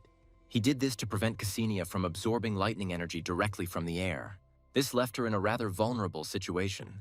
Therefore, when the fiery palm was directed at her, Cassinia could do nothing. Armand headed straight to our hero's room. Cassinia couldn't let this happen, so she miraculously managed to break through the fire and stop the guy. Contrary to Armand's expectations, she only needed to feel the element of lightning for the energy itself to begin to flow into her body. Without hesitation, she activated her star map and rushed towards him. What happened made Armand take their skirmish more seriously. To prevent her from breaking through further, he used all his fire, creating a wall of flame. Cassinia was the first to run out of breath and jumped back. She noticed that her star map was currently using too much energy, so I tried to reproduce something similar to the Hand of Flame. The way she learned this so easily, right during the battle, caused more and more irritation and envy in Armand. But at that moment, they were overtaken by a powerful earthquake wave. At the same time, it became noticeable how the blue flame was trying to break through the wooden wall. Alex, standing with Armin, assumed that the monsters were about to break through to the academy and that they needed to leave immediately. The guy didn't argue and, putting safety first, headed away. Beatrice led the remaining students out of the forest and strictly forbade them to enter it again. Meanwhile, in the forest, the enraged monsters began to intertwine with each other. Despite his squad being ordered to retreat, Kyle continued to fight the enemy. He believed that it was too late to retreat and was ready to sacrifice himself for the sake of the others. But suddenly Dale appeared in front of him, interfering with these plans. The hero needed only one blow to knock out the liquidator. He understood that the monsters were now trying to transform into a stronger fifth-order monster. Therefore, I intended to prevent this from happening, but other liquidators were seriously hindering this. They believed that Dale was underestimating the monster and had simply decided to be a hero. Roger suddenly joined them, trying hard to contain the monster. As soon as the enemy was immobilized, Michelle intervened in the battle. Creating a sharp blade from the water element, she brought it down on the monster. But this attack barely managed to leave a couple of scratches on him. For Roger, this was enough to believe that together with the blue flame, they would be able to achieve victory. So, inspired, he told everyone to get ready for a new attack and clear the way for Michelle and Dale. The liquidators did not object and were ready to do anything to help the newly formed attack group. When the monster was about to attack again, the hero stepped forward, saying that they alone would not be able to deal with this monster. That's why I took all the work upon myself. Dale hadn't planned on revealing his power to them, but now it was necessary to prevent disaster. With his attack, he unleashed the full power of a fourth-level monster. The terrifying aura that enveloped the forest made everyone freeze. The monster began to scream angrily that Dale should not have existed. Having summoned his flame, the hero was the first to rush at him, and the next moment, a huge ball of blue flame fell upon the monster. This attack managed to destroy one of the enemy's heads, but it quickly began to regenerate back. Engrossed in the fight, Dale didn't notice the tentacle behind him and was thrown down, but he quickly got to his feet and grappled with him again, explaining along the way how this monster differed from the others. Michelle suggested combining forces and hitting the monster together to increase the damage. However, Dale didn't see any point in this. He was going to show them how much stronger they would have to become to be able to protect this world in the future.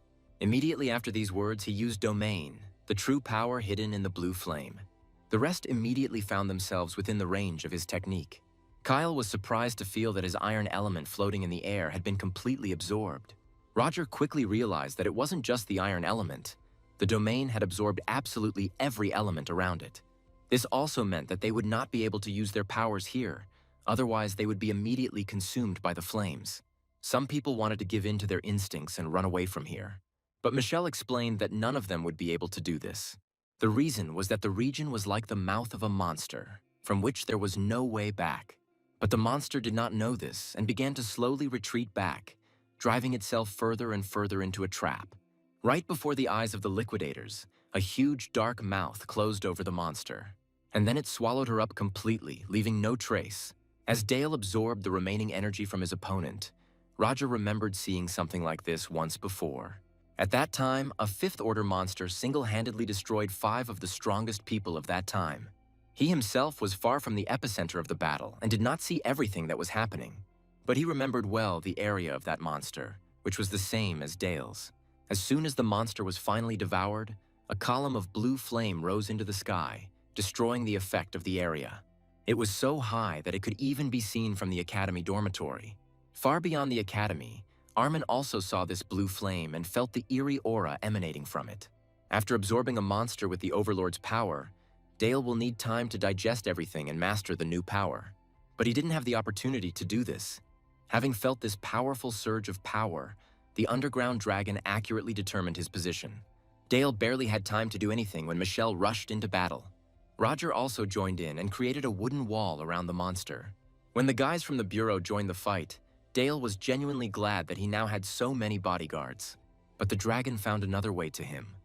From underground, many small tentacles stretched out towards the hero. Dale got rid of them easily. However, there was one he still couldn't dodge.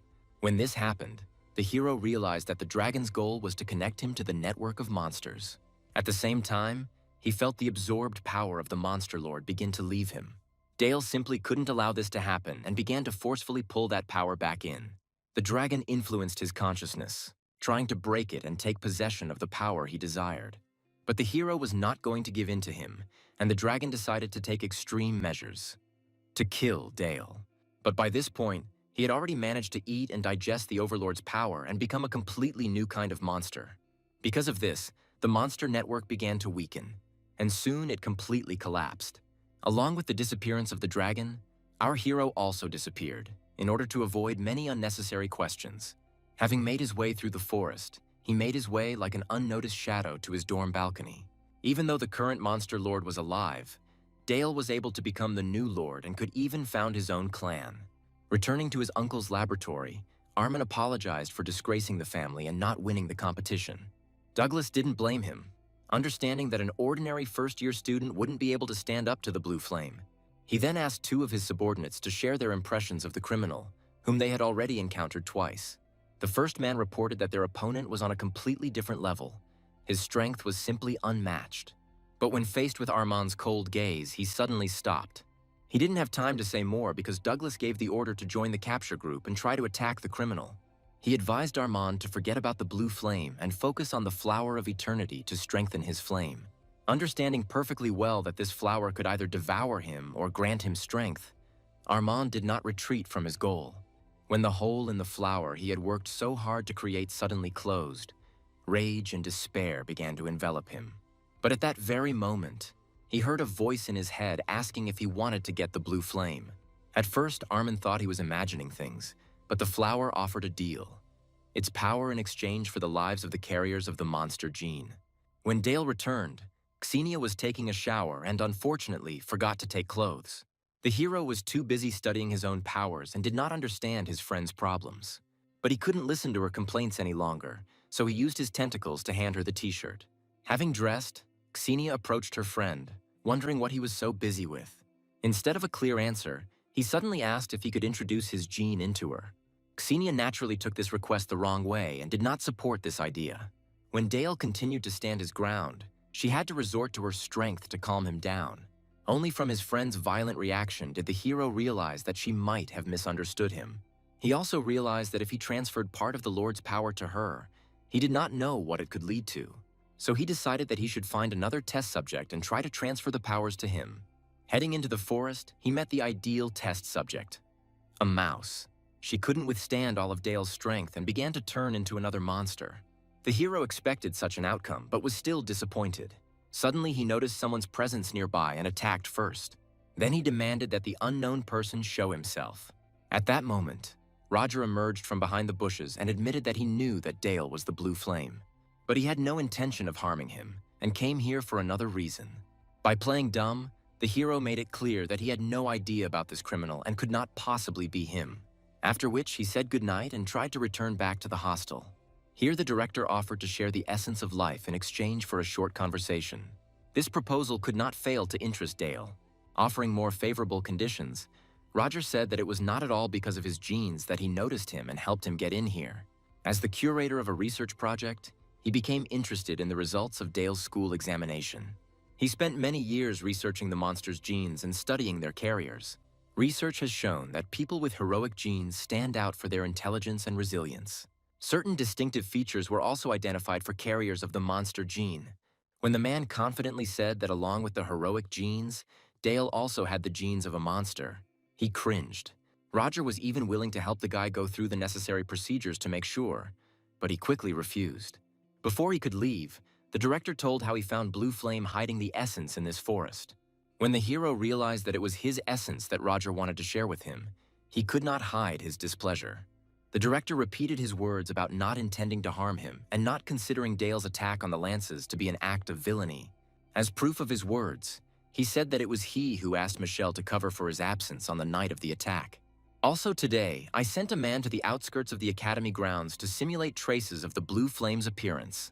Roger was going to continue helping him, but he wanted to know how Dale had managed to control the monster genes. He held out hope that the rest of the many carriers of this gene would also be able to live a normal life. Although the director's goals were good, the hero had no intention of helping to achieve them. Perplexed by his refusal, Roger again tried to convey to him the idea of the need for a way to control the monster's genes. To make him realize the reality of what was happening, Dale admitted that he actually had such a way. Afterwards, I asked the director about how the rest of humanity would react to this, and whether the world would be plunged into panic. His words left the man truly confused. Dale explained that the monsters have not been fully studied and are now similar to ants gathered in an anthill. And he, Blue Flame, by chance became the king of one of the colonies, who can lure other ants to his side. Now Roger began to understand what risks the hero was telling him about. If the Blue Flame becomes the ruler of all carriers of the monster gene, the world will not be able to ignore such a power and will perceive it as a threat. He realized the difficult choice Dale faced: save these people or become a threat to the entire world. Therefore, he was ready to support any of them and provide support to the Academy. Dale liked the man's words, so he shared with him some of the Blue Flame's plans. Meanwhile, at the research center, Armin collected several carriers of the monster gene. He led them to the most remote corner of the center, where he promised the Flower of Eternity would appear. It didn't take long for him to appear, and his stems appeared here almost immediately. In a split second, he devoured all the monster gene carriers present. But this was not enough for him. Having taken over the body of one of the victims, he demanded a host who could withstand his flame. Only then was he ready to fulfill his condition and give Armand power. Returning back to his place, Dale hoped that Cassinia had already gone to bed long ago. But the girl had been waiting for him all this time, and now wanted to know where he had been all this time. She didn't believe his words about meeting with the director and vented all her indignation over his ridiculous proposal with a fly swatter. But her anger quickly changed to mercy. Cassinia guessed that this proposal was somehow connected with the influence of his monster genes. That's why she agreed to let Dale introduce his gene into her. She was not prepared for the fact that the next moment her friend's tentacle would attach itself to her neck, and she expected something completely different. Once the gene was introduced, the boy did not hide his disappointment that her genes could not coexist with his overlord gene. It immediately occurred to him that only a fellow carrier of the monster gene would be suitable for this purpose. But Cassinia was no longer interested in this. Citing fatigue, she hurried to climb onto her bed. Because she had misunderstood everything, she was tormented by a wild feeling of shame and did not care about anything else. The next morning, her mood worsened even more when she saw Dale looking at a photo of a strange girl. He explained that she was the director's granddaughter and a student at the Academy for Monster Gene Carriers. Dale was planning to meet Ashley, the owner of the strongest monster genes in the country, which he had arranged with the director. Cassinia could not let him go alone and firmly declared that she would go with him. So the two of them reached the bus stop in an unusual state of tension, and the late bus spoiled the girl's mood more and more. Just as Dale was about to discuss what was happening with Cassinia, their long-awaited bus appeared. Only the driver was a contract killer. The hero immediately recognized that this was not just a killer, but an awakened being with 4 stars. So he instantly activated the power glove and created a metal blade. With one swing, he managed to cut the bus into 2 parts. The killer did not expect such a level of mastery of the element from his target. He had hoped to avoid a battle, but the situation forced him to act differently. Soon the entire space around him was engulfed in raging flames. But for our hero, it was not a problem. Dale's next attack sliced open the killer's head. As soon as he was finished, he reported the incident to the director and asked him to sort it out. Cassinia believed that he could simply eat the man, but the hero believed that it would be more useful to hand over his body to the director for research. At this time, Ashley was undergoing a risk assessment at a specialized hospital. The doctor was too concerned about her large number of genes and her emotional state, so she gave her a failing grade. As soon as Ashley left the office, she received a call from her grandfather. Roger was interested in the test results, which Ashley made no attempt to hide. His words that a person who could help her would soon come to the hospital greatly surprised the girl. But the information that she could only help one person made her doubt, There were others who needed help. Worried that his granddaughter would refuse rescue, he said that the number of gene rescues would soon increase. His granddaughter had the highest percentage of monster genes and could transform at any moment, so he prioritized her life. He tried to convey this to Ashley herself, but she simply hung up. He could only hope that Dale would choose his granddaughter and save her from the influence of genes. Ashley's classmate, who was more prone to emotions and could also lose control at any moment, was also in the same hospital. The guys standing nearby tried to reason with him, reminding him of the need to remain calm. But all their efforts were in vain. Only a call from Norman's sister made him calm down. Beatrice was at the hospital's door to pick up her brother after the tests. She had only flown down 10 steps when suddenly the ground below began to crack, and then it collapsed completely along with the people. Now all the stones threatened to fall on the first floor, where there were a large number of people. To avoid their deaths, Beatrice resorted to the help of her wind. This is how she managed to help the falling people avoid being killed, and those below avoid being harmed. Without further ado, she told them to run away from here as quickly as possible to a safe place. But no one was going to do this, believing that being near Beatrice was much safer. When she announced that she was going to climb to the 18th floor, no one supported her idea. Everyone knew that only carriers of the monster gene were gathered there, and going there was suicide. Suddenly, the monster gene of the girl next to them was activated. Panicked, the others pointed out to Beatrice that she had to get rid of such monsters. But the girl hesitated, and the gene carrier was unable to resist the mutation and turned into a monster. Her friend followed suit. In this situation, Beatrice had no choice but to destroy them both. Dale and Cassinia were picked up by a car sent by Roger and were now halfway to the hospital. Just at this time, our hero received a message that the hospital had suddenly begun to collapse and go underground. What was happening greatly alarmed the hero, because nothing like this had happened in his past life. After asking to speed things up, Dale agreed to help the hospital and asked the director for a small favor. Meanwhile, Emma and Tyler tried to satisfy their insatiable hunger by eating their way through the cafeteria, but they couldn't do it. Then Emma remembered about the essence of life, which could help them. Here, Tyler also remembered that someone had stolen his bottle of elixir and intended to return it immediately. Emma knew it was useless to stop him, so she only warned him that he should be careful with his power. The guy quickly found himself at the other end of the dining room, where Eli was with his team. He, true to himself, mocked Tyler for joining the wrong master and being left with nothing. David foresaw the impending fight and tried to stop his old friend, but he did not listen to him. Tyler hadn't yet realized how much his strength had increased, so he didn't hold back when he struck. But fortunately for him, Eli was not dead, but merely unconscious. Just then, Michelle appeared in the dining room and invited him and Emma to join her on a mission. The one who sent the request for help to the director and the liquidation bureau was the head of the hospital. She herself was afraid to do anything, but she hoped, fearing to harm the people stuck under the collapse. Since the hospital had 2 safe exits, she called in 2 liquidation teams.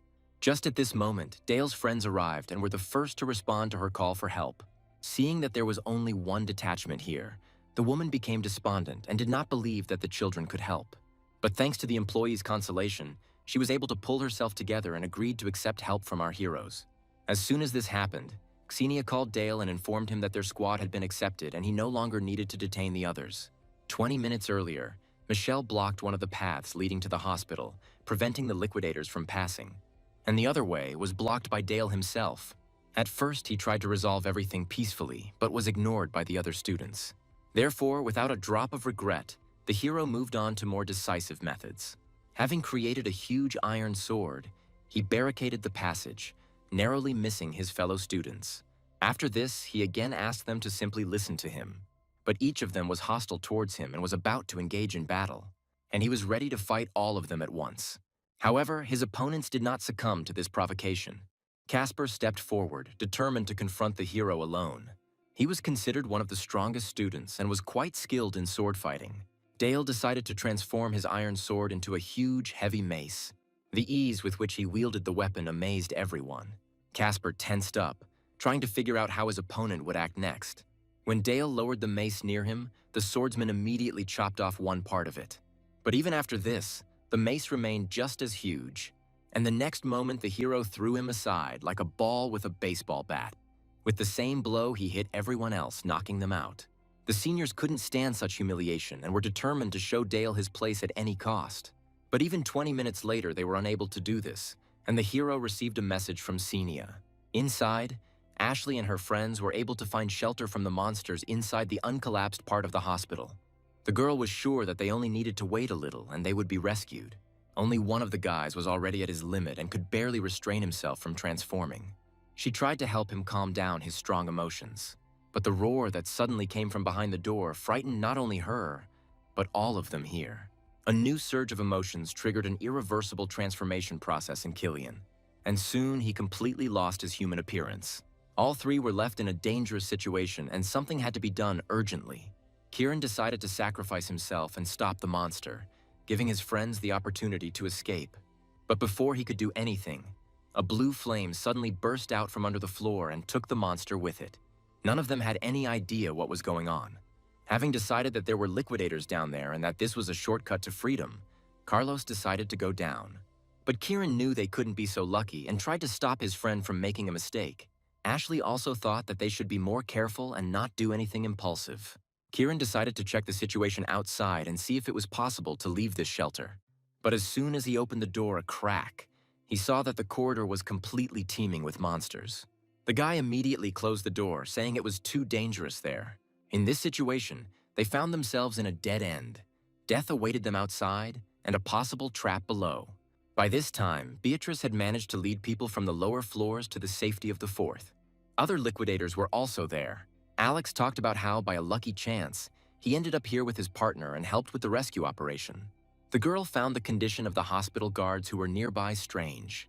Alex quickly approached her, offering her some rest after the exhausting rescue of people. After his words, a strange feeling came over her, and an obsessive voice sounded in her head, trying to put her to sleep. However, she managed to overcome this by refusing the offered rest. She said that she would go to the 18th floor. He didn't answer. He was too surprised that his hypnosis didn't work on her. Then his partner intervened and said that it was too dangerous on that floor because of the monster gene carriers. But he reassured her that the staff should be fine thanks to special protective rooms. Of course, there was no talk about the safety of the carriers themselves, which scared Beatrice the most because her brother was there. So, despite all the warnings, she went to the 18th floor. But Alex and Felix had their own mission from the head of the Lance family, which Beatrice could interfere with. At this time, our hero, together with the head of the hospital, reached one of the safe exits, hidden underground. One of the liquidators who led the rescue operation did not allow them to enter inside. He insisted on conducting special training before such a responsible mission. Dale couldn't stand his screams for long and decided to intervene. He pointed out to the man that if anyone were to die during this preparation time, all responsibility would fall on his shoulders. Tom didn't like the fact that some child was threatening him. Sensing his inner resentment, Dale used mental pressure with the power of the Overlord. This had such a strong impact on him that the liquidator could not utter a word. Michelle's patience was also at its limit, so she demanded that he get out of the way and let them inside. The man had no choice but to let the group of kids pass. Coming to his senses, he turned around and asked the man if this was an order from the Lance family. He visibly tensed up, but tried to pretend that he had no idea what they were talking about. But this was enough for the hero to be convinced of his suspicions. Meanwhile, Alex and his partner followed Beatrice to the stairs leading up. Thanks to her control over the wind, the girl immediately sensed her pursuers and set a trap. After wrapping wind lines around Alex's neck, she asked what they had done to the guards and what their purpose was. He didn't intend to answer, but instead launched a mental attack at her. While Beatrice tried to resist this, Felix made his move. The girl barely managed to dodge his sneak attack. It was difficult for her to do anything else in this situation, because her opponents controlled every moment of what was happening. Beatrice could no longer resist the repeated mental attack. And the next moment, a powerful stream of icy water fell upon her. This attack did not kill her, but it did cause quite serious damage. Before another attack could reach her, Beatrice gathered the last of her strength and tried to escape. Two men immediately rushed after her. Having overcome the entire tunnel of destroyed walls, they were still unable to catch up with her. They were too focused on catching her and didn't notice how the exit was slowly starting to become overgrown with branches. Having separated from the team, our hero sent his friends on further along with Nick. He didn't understand this balance of power because Dale himself remained in the second rescue team. Cassinia believed that this was directly related to the academy director's granddaughter and was terribly angry. Having hit the wall in front of him, Nick immediately activated his card and created a deep cut. Just a few moments later, the passage was ready. Right behind him were the people they needed to get out. On the other side, Dale and his guide also reached the wall behind which the hospital was located. But as soon as his companion made a tunnel, our hero disappeared without a trace. He had already managed to get inside and find the guards sleeping against the wall. With a little effort, he managed to wake up one of them. He then went to the elevator, assuming that his destination was on the top floor, but the passage was blocked. When I changed course for the stairs, I smelled the scent of heroic genes in the air. Here, he also discovered traces of the battle left after Beatrice's fight with Alex and Felix. After carefully examining the stems, Dale realized that even the Lord of Flame himself was involved in this matter. When these monstrous stalks noticed him, the hero was glad that he would not have to lure the Overlord out himself. But there was also a significant downside. He couldn't cope with it yet. Even if he had all the power of a monster lord now, he wouldn't have a chance to defeat this monster. Dodging the attacks, he tried to understand what the point was for this monster to cooperate with the Lance family. But soon he himself realized that the target of the pogrom of this hospital was the carriers of strong monster genes. To slightly improve his chances in this fight, he entered his level 4 monster lord form. Now it was easier for him to fight back and resist the stems. Without wasting any more time, Dale decided to make his own way to the top. Felix still managed to catch up with Beatrice, and now, striking blow after blow, he tried to find out why she was so desperate to get to the top floor. Previously, he envied her strength, but now he brought his brilliant rival down to earth. Suddenly, the wall next to him collapsed and Dale appeared. He immediately snatched Beatrice from Felix's hands. Panicking, he decided to kill both the girl and our hero at once. To absorb this technique, Dale didn't even need to create blue flames. And then he grabbed Felix by the head and engulfed his entire body in flames. Alex had encountered the blue flame before, so he recognized it immediately. That's why he didn't even try to attack, but immediately rushed away from there. But he didn't manage to run far. The monster quickly caught up with him and devoured him. Dale decided not to linger here and quickly dived into the opening. Once in a safe place, he tried to wake Beatrice. Of course, she also recognized him, despite his changed appearance, and was embarrassed to see him so close. Therefore, with the help of the wind, she slipped out of his hands. But because of her broken arms, it became difficult to control the wind and she fell to the floor. When a monster suddenly appeared nearby, she quickly asked Dale to put her on his back. He fulfilled her request, and together they headed upwards in rapid leaps. Although they managed to break through to the top, the monster did not even think of leaving them behind. Beatrice's strength was rapidly depleting, and Dale couldn't help but notice. Despite her condition, the girl was ready to go to the very end, so he had no choice but to help her. Without her noticing, he injected her with a small dose of monster genes to boost her genes and restore her strength. Beatrice screamed at the sudden flash of pain. But just a couple of moments later, she felt how the power began to overwhelm her. Now they covered floor after floor with even greater speed. All this time, Armin was with the Lord of Flame. When Dale walked into the trap set for him, the Overlord decided to fulfill his part of the deal and reward the boy with his power. Blue flames enveloped the left side of Armand's body, but did no harm. During this time, Ashley and the guys still couldn't find a way to get out of there. So she decided to break through and fight her way out through the wall. But the monster's tentacles immediately crawled inside through the hole. Exactly the same ones appeared from the hole in the floor, driving the boys into a dead end. At some point, Armin emerged from these tentacles. Carlos felt a surge of hope that they would finally be rescued. But Armin immediately made it clear that he came here as a liquidator and that he had no intention of saving monsters. And the next moment, he attacked Carlos. Ashley and Killian were of great value to him, so he simply immobilized them with his tentacles. At that moment, our hero appeared with Beatrice on his shoulders. Noticing him, Armin was not surprised, only saying that this time they were on equal terms and he would not lose to Dale again. The hero tensed slightly, realizing that his opponent had finally revealed his identity. Beatrice, sitting on his back, tried to figure out when the two had already crossed paths. Armand was the first to make his move. He turned his hand into a monster's paw and attacked. Dodging, Dale threw the girl aside to Armand's hostages and asked her to find a way to free them. Armand didn't pay any attention to this, carried away by the battle. The force of their blows shook even the walls, making Beatrice doubt whether they were really ordinary people. But she was distracted from these thoughts by the voice of her brother, whom the strange tentacles were ready to bite. The tentacles targeted not only him, but also his two friends. Beatrice faced a difficult task. Stop all the tentacles without hurting the boys. Trying not to think about the possible risks, the girl relied entirely on her element. Putting some pressure on Dale, Armin revealed that the Lord of Flame himself was on his side and that he was too much for the hero to handle. He even gained access to the skills of 4th-level monsters. Dale, however, was in no hurry to do anything until he had enough information. Armin mistook this for weakness and decided to get rid of the enemy once and for all. But Dale managed to avoid his deadly attack. In those few minutes, he understood the nature of Armin's power and asked if he realized what he was doing. He honestly admitted that he was leading this world to greatness and power over its destiny. The hero still deftly dodged and fought off his subsequent attacks. Afterwards, having gotten rid of Armin's tentacles, he decided to close the distance between them. With a sharp movement, he pierced his opponent's shoulder, trying to convey that this would only plunge the world into chaos. Getting through to Armin turned out to be much more difficult. The mistaken belief in the correctness of his actions lived too strongly in him. In place of his severed hands, he created a huge hand of blue flame. Although Armin's increased strength surprised the hero, it was no more than that. His opponent was still weak to him. Therefore, the next moment he easily broke through the fiery hand and caught up with the enemy. Coming close to him, Dale saw how the monster's power devoured Armin's genes, thereby killing him. He offered him his help to get rid of this power and become human again. But Armin could not so easily give up the power he had acquired with such difficulty. So before Dale could absorb his monster genes, he summoned a monster.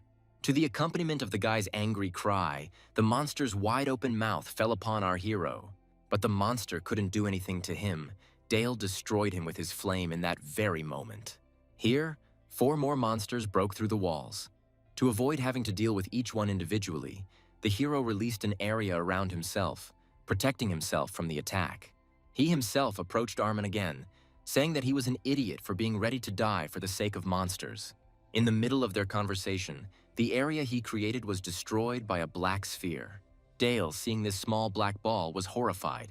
In his past life, he had already seen it. The hellish flame that had brought with it a terrifying, crushing power. And now he wondered why it was here. Armin laughed evilly when he learned of the power of the Lord of Flame. Here, strong tentacles wrapped around our hero's arms. Before the sphere could get dangerously close to him, Dale decided to try to pierce it with his blade. He even strengthened it beforehand to the level of an underground dragon's teeth.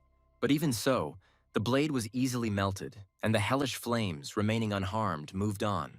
Mocking him, Armin said that people were powerless against the power of the Lord. But Dale knew that monsters were afraid of people, just as people were afraid of monsters. Therefore, he was confident that with the help of heroic genes, he could get rid of the hellfire. Sharply pushing him into the wall, Armin did not allow him to touch this black sphere. Along with the words about the monsters being much stronger, Armin directed several dozen tentacles at him. It was then that Dale stopped holding back, and all the tentacles were instantly engulfed in blue flames. Meanwhile, his team was successfully rescuing civilians. Of course, all the main work was done by a bureau employee, which is what he was dissatisfied with. And the 3 kids just stood guard along the way in case a monster appeared, which the man really didn't like. He sincerely did not understand how students who had barely realized their strength would be able to fight monsters. Just at that moment, a whole crowd of monsters appeared in the path of our heroes. Jay rushed towards the kids, shouting that they shouldn't engage in battle. But Tyler ignored him and attacked the monsters with precise movements, causing severe damage. Emma also joined the fight and helped her brother with her vines. Cassinia also did not stand aside, attacking her opponents with a powerful flash of electricity. The man watching their actions was shocked. As the trio rushed off into the depths, he asked in bewilderment how ordinary first-year students could be so strong. But a sudden rumble behind him drew his attention back to what was happening. This time, the heroes encountered a stronger monster and were unable to fight it off. To protect them, Jay created a strong stone wall. However, it was easily destroyed by just one blow from the monster. The man was not strong in attack, so now he was in real horror. In his last attempt to stop his opponent, he created a diamond wall in front of him, absorbing the monster's arm up to the elbow. But this defense, created from his last strength, was also destroyed. Taking advantage of the moment, Michelle pulled Jay out of the epicenter of what was happening. When the man asked her to save the children, she replied that it was not her job. The reason was that she was confident in the abilities of these 3, and therefore did not intend to interfere. When the electrical sphere created by Cassinia began to grow, she told the man to run and take all the people away from here. The man didn't even think of arguing with her. He immediately ran away, fearing that Cassinia's power would destroy everything around him. Michelle herself, who chose to stay, had to dodge small electric shocks. Soon, Tyler and Emma jumped out of this sphere, realizing the danger of the situation. When Emma tried to enter the sphere with the help of her dragon, she failed. But she realized that if something wasn't done, Cassinia would turn into a real atomic bomb. The monster, all this time trying to break through the area created by the girl, was gradually losing its limbs. Michelle saw that the domain was unstable and could crumble at any moment, releasing destructive power. So she tried to carefully introduce her water domain, which could merge with anything inside. This is how she managed to successfully approach the girl. They didn't have much time to talk, because the monster had already evolved and was now trying to break through again. Cassinia immediately began to create an electric ball in her palms, but Michelle stopped her, shouting that she would destroy the entire hospital. When Cassinia admitted that she couldn't stop it, she had to take control of the situation. Using her ability, Michelle was able to transfer energy from the sphere into the pipe, and then she asked Cassinia to return 90% of her powers back to her body. The girl herself did not understand how to do this, so Michelle had to force her to absorb the power herself. She left herself only 10% for the attack, hoping that it would not lead to even greater destruction of the building. When she attacked, the monster was swept aside by a powerful stream, and the hospital remained intact. Since Xenia's body contained a high percentage of heroic genes, Michelle warned her about the need to keep her power under control. It seemed that their fight was over, but suddenly the body of the defeated monster was wrapped in the tentacles of another. Only when his strength was restored and his lust for murder intensified did the tentacles retreat. Dale rushed straight towards the sphere and put all his strength into activating the monster's elemental star map. Watching him, Armin remembered the conversation with his uncle when they discussed whether monsters could use star cards. The man assumed that this was possible in theory, but that they would have to be monsters with an incredibly large number of genes. When Dale's attack hit the sphere, it flew back an impressive distance. Armand believed that his opponent was stupid and could not sensibly assess his strength. But when the wall behind him was destroyed without a trace, he was shocked. On the lower floors, Michelle continued her battle. The moment the building shook, she feared that her attacks were too strong and could damage the building. But she quickly realized that this was not the case, and that the earthquake was caused by someone else's battle. Armin couldn't help but be glad that the Lord of Flame's tentacles were supporting this building. Otherwise, everything would have collapsed long ago. The hellish flame itself remained unharmed, only slightly diminished. After this, Dale's words about the monsters being afraid of the Liquidator's power are even more nonsense. As if trying to prove the opposite, the hero activated his card again, creating several fire spheres. They were all aimed at the remnants of Hellfire. This made Armand guess that the percentage of monster genes in Dale could reach more than 90%. The echoes of this battle were also felt outside in the form of light earthquakes. The hospital director demanded that the Liquidator not delay any longer and send reinforcements inside. But he stood his ground, trying to buy as much time as possible for Armin. Despite his claims that everything was under control, an even stronger wave shook the earth. Badly battered by Dale's attacks, Armin struggled to comprehend what was happening and the true strength of his opponent. Lost in his thoughts, he didn't even have time to notice how Dale slipped out from under his nose. Only the voice of the Flame Lord heard behind him brought him to his senses. Meanwhile, the hero tried to get as far away from this monster as possible, realizing that fighting him would be suicide. He soon reached the room where he left Beatrice. Without wasting any time, Dale asked her how many people she could carry with her.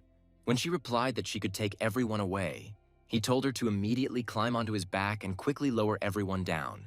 Thanks to the constant infusion of monster genes into them, they moved quite quickly. Suddenly, Killian felt a sharp pain and grabbed his neck. Beatrice sensed that something was wrong and looked around, asking about his condition. Dale also looked back and noticed that there was something wrong with the collars of this guy and Ashley. As tentacles began to emerge from the collars, he realized that the power of the Flame Lord was within them. To prevent them from turning, Dale decided to act preemptively and infuse them with his monster genes. To add to the existing problem, the building began to rapidly collapse. To prevent them from being buried under the debris, Beatrice had to create powerful wind currents that pushed the stones back. Soon, the Lord of Flame came out from the destroyed wall to meet them, and Armin followed him. It was the first time Beatrice had seen a monster in such a strange form, and she was quite scared. She instinctively sensed the enemy's strength and seemed like a pitiful fly in comparison. She was brought out of these sensations by a light slap on her thigh from Dale. Having found his victims here, The Lord said that it was all over for them and that he was about to rob them of a new body. It wasn't difficult for the hero to realize that the monster was targeting Ashley and Killian. Therefore, he confidently stated that he would never receive them. At the moment, his own genes were fighting against the Overlord's genes in their bodies, slowing down the conversion. The monster was unhappy with his interference and decided to simply get rid of the obstacle. So, by sacrificing one leg, he filled the entire space around him with his flame. The tongues of blue flame easily reached the gene carriers and picked them up. Dale tensed and asked Beatrice to cover his back. He himself tried to bring Ashley and Killian back.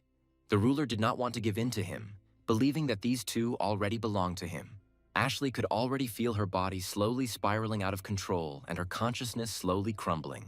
She remembered her grandfather telling her to never give up and always believe in the best. For a long time, she tried to adhere to his words. But not now, when her end was already near. Suddenly, Dale appeared in front of her and tore apart the tentacle holding her. The guess immediately arose in her head that this guy was the very savior that her grandfather had told her about. Our hero had barely managed to intervene when he heard the monster's enraged voice. But Dale was not afraid of him, because in the past, the Flame Lord had failed to destroy his soul. And the Lord himself had his own fears, which he also knew about. While his inner monster mentally fought with the Overlord, Dale told the hosts that he could only save one of them. This information surprised both of them, but Killian quickly made up his mind and pushed Ashley forward, saying that she was the most suitable candidate. Meanwhile, in reality, the Overlord sacrificed another of his arms and legs to increase the power of the flames and release the tentacles. They all immediately rushed towards Dale and Beatrice. The girl couldn't allow her partner to be disturbed, so she did everything she could to fight off the tentacles. But the ruler was not aiming at them, but at Carlos, who was standing a little further away. One of the tentacles accurately reached its target and pierced the guy's chest. A moment later, a monster appeared in Carlos's place. With a furious roar, he rushed at Beatrice. Although Carlos had turned into a monster, he did not lose his consciousness. Therefore, in order not to harm his friends, he destroyed himself, asking them to save Ashley and Killian as a last resort. It was painful for Beatrice to watch the scene of his self-sacrifice, but she could no longer do anything. The Flame Lord merely expressed his disappointment with his decision.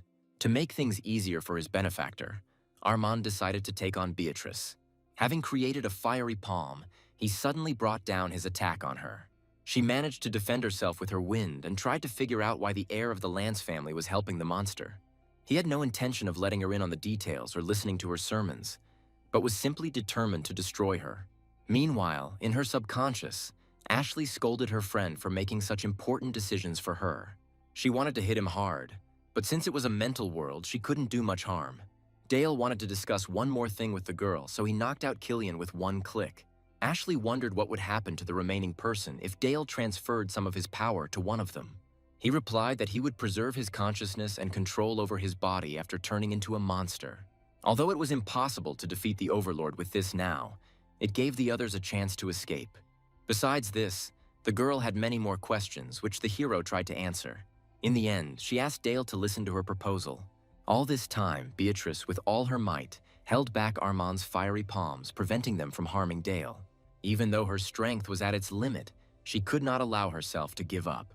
At some point, the palms disappeared, and in their place, Armand himself appeared next to them, intending to end their fight with one blow.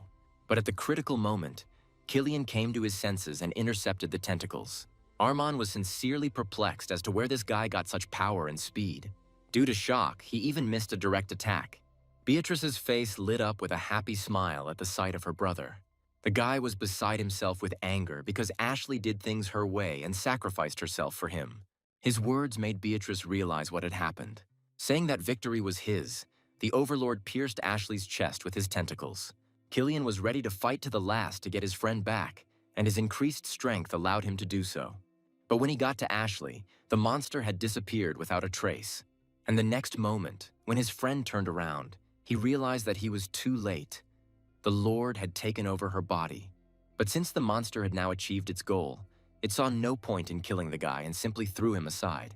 He was more interested in Dale, whom he saw as a threat to himself that needed to be gotten rid of. With a slight movement of his hand, the Overlord created a small sphere of hellish flame. And then he cheerfully suggested that Ashley's consciousness was still in this body, and that she and Dale were up to something. He could have easily destroyed their plan by destroying his brain, and he would have gotten rid of the previous owner of the body. Dale couldn't let that happen, so he also created a sphere of flame and threw it at the monster. But suddenly a pair of arms grew out from behind his back. Thanks to this, he was able to easily contain Dale's flames and remain unharmed.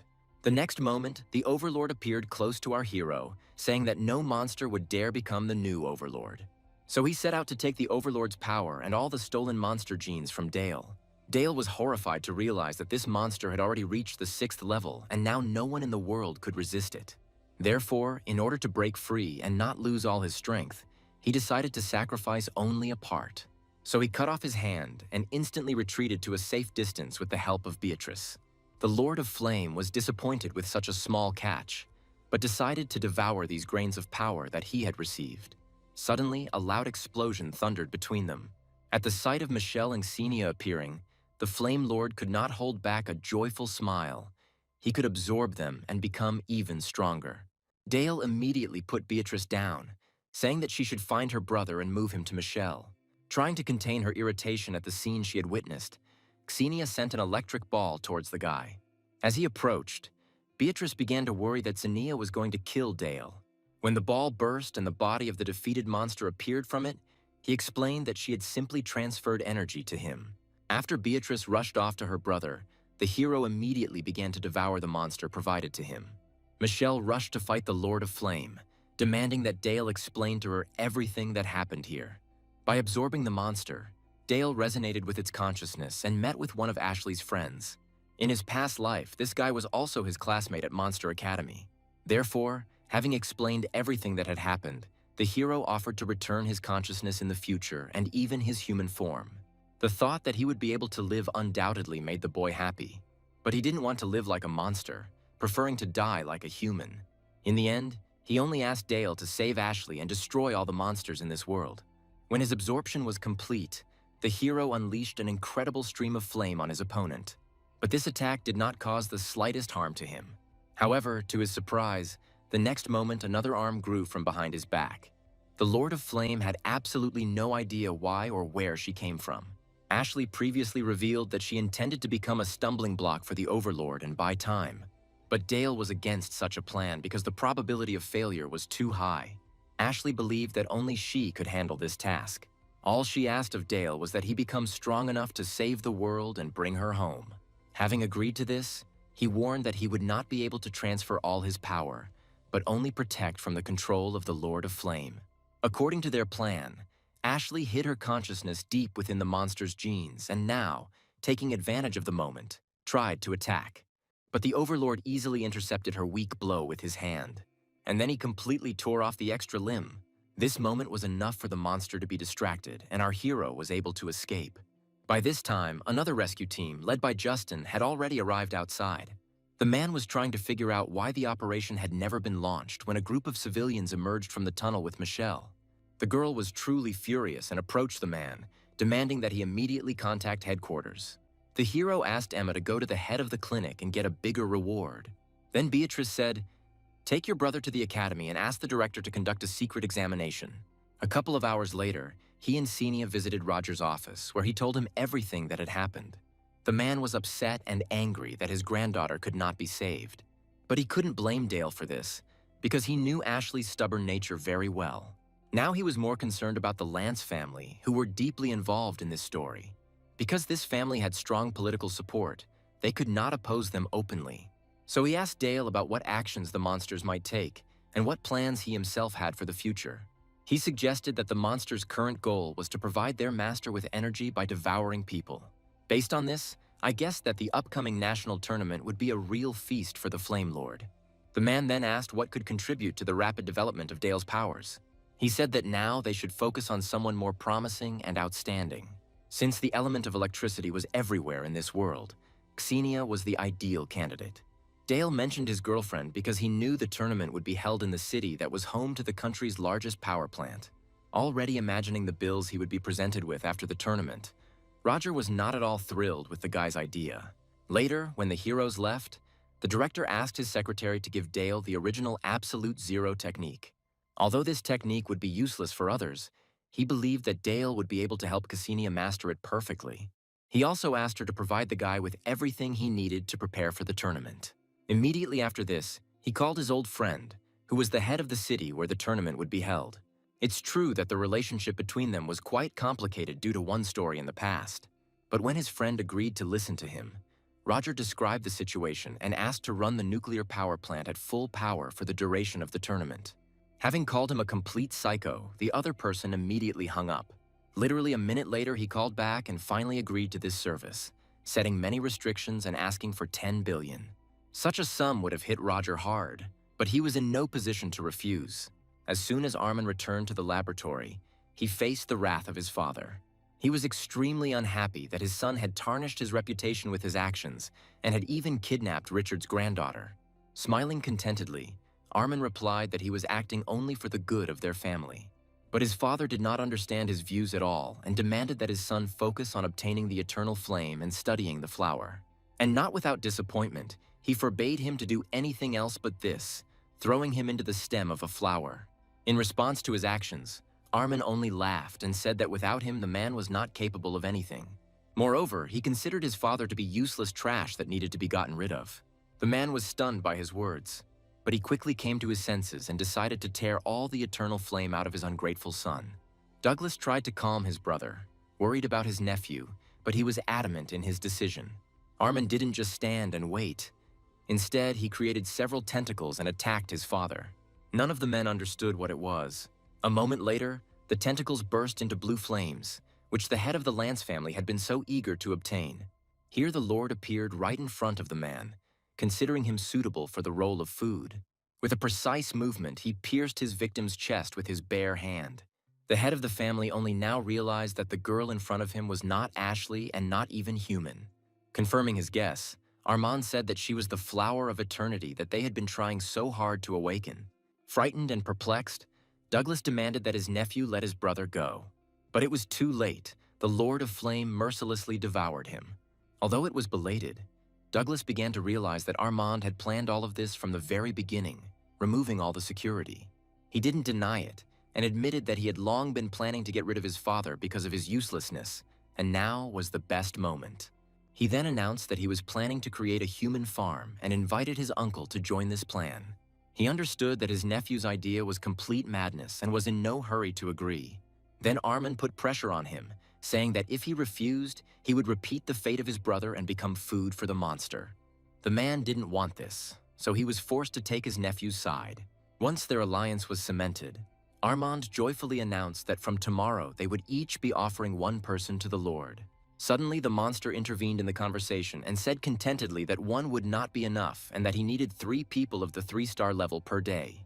Roger took the threat of world destruction seriously, so on his orders, teachers began preparing students to fight monsters. Dale and Cassinia were exempted from these training sessions, which caused envy and irritation among their classmates. William explained that they were the strongest students this year, so their program was very different from the usual. Here Michelle, who had been appointed his and Cassinia's personal mentor, approached our hero. Furious, one of the students told William about Tyler and Emma's absence from the dorm overnight. He replied that their team had completed an important task and received their reward. Literally at that very moment, the brother and sister appeared with a huge cart of boxes. Calling out to Dale, Tyler said that they had exchanged all the money they had received from the hospital for the essence of life. The hero praised his friends for their good work. Then he rose from his seat and, wishing the others good luck in their training, left the training ground. A little later, the whole company moved to the zone of the 5 elements. Michelle said that this place will be at their complete disposal until the tournament. All this time, Tyler and Emma were hastily absorbing flasks of essence, the amount they were consuming causing concern in the girl. But the hero explained that this was normal, and without the essence, the two could have died from exhaustion. He then explained the nature of his flame and the monster's genes, and suggested a way to enhance her genes. Michelle trusted him, so she quickly accepted his offer. Dale promptly injected her with a small amount of his monster genes. And then, at her request, he explained how exactly it works. Their joint training continued for a whole week. One such evening, Dale informed Roger that he had already managed to turn all the students of the Monster Academy into his test subjects. This also meant that the risk of them turning into monsters was significantly reduced, which was good news. Roger, in turn, said that he had found someone who would play the role of the Blue Flame during the tournament, distracting attention. Our hero didn't hear any more details, as his phone suddenly died. At that very moment, the lights on all floors of the dormitory suddenly went out. But just a couple of seconds later, everything returned to normal. When the hero entered the room, he confirmed his guess that this was directly related to Cassinia. She trained her domain and finally managed to achieve some progress. Now her domain was operating in passive mode, like a perpetual motion machine, but was absorbing energy uncontrollably.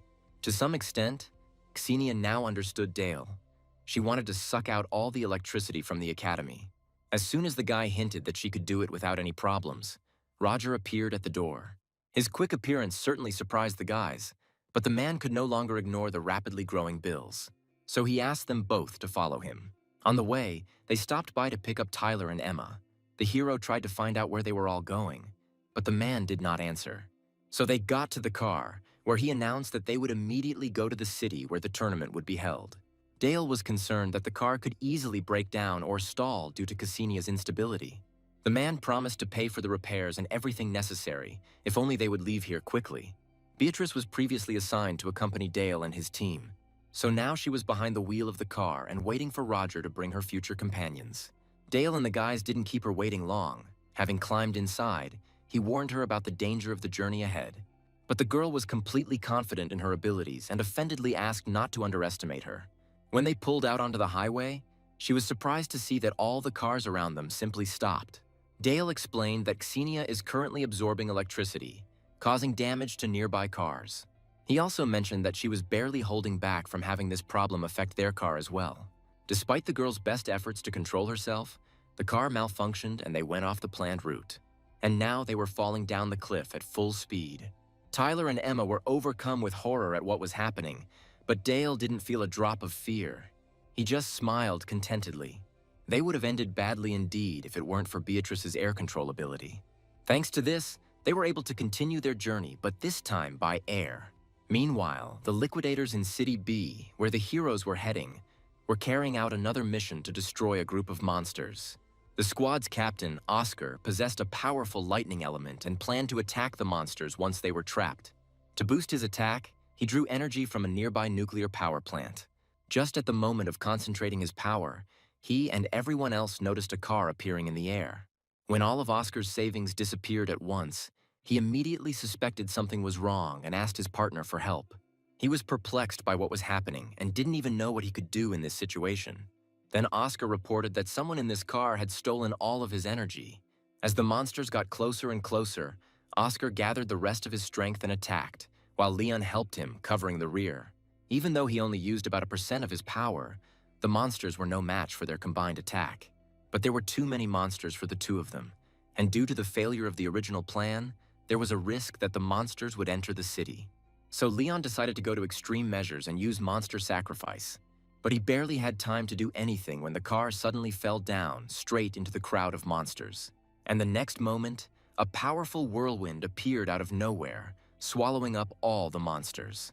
Leon immediately recognized the strength of one of the Academy's outstanding students, Beatrice, but he couldn't understand when she had become so strong.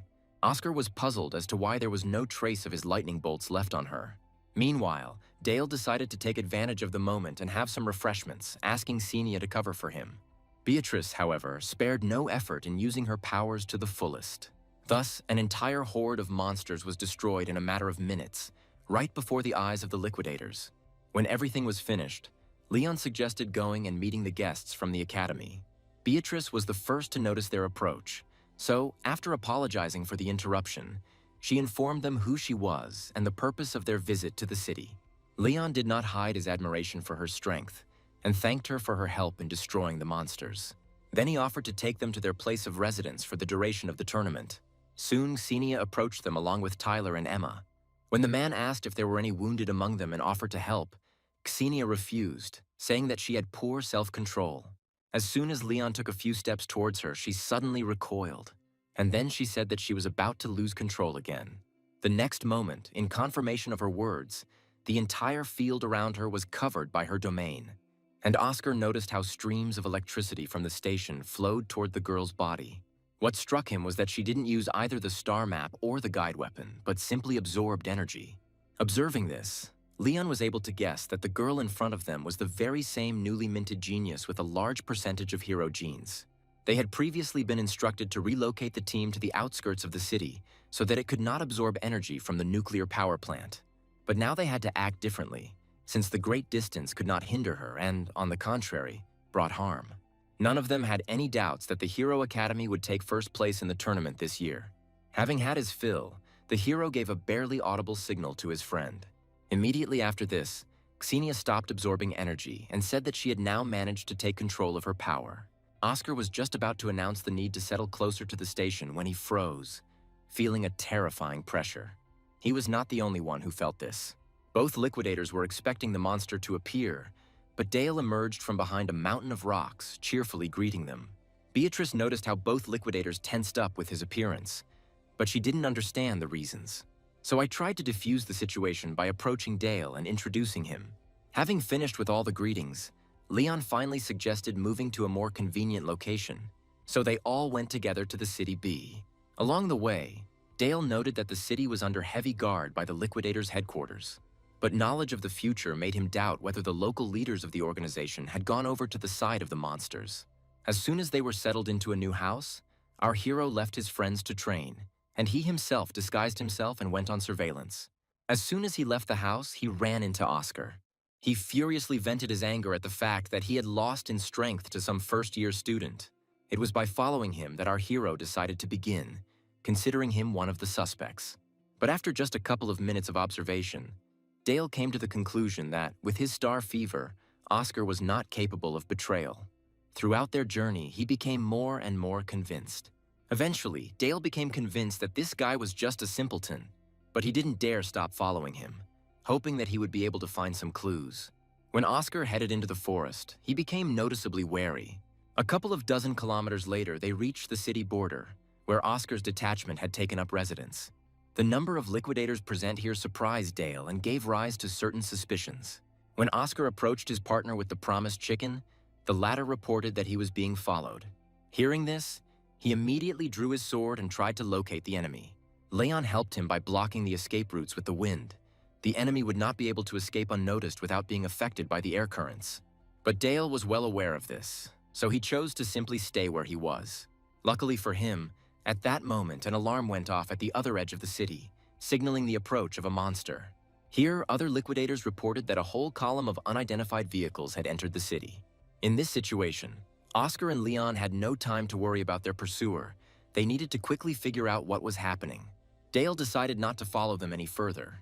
He already had something to think about. He had expected the Flame Lord to appear in this city, but it was too early for that. He was suddenly pulled out of his thoughts by the feeling of someone approaching, right in front of him, as if out of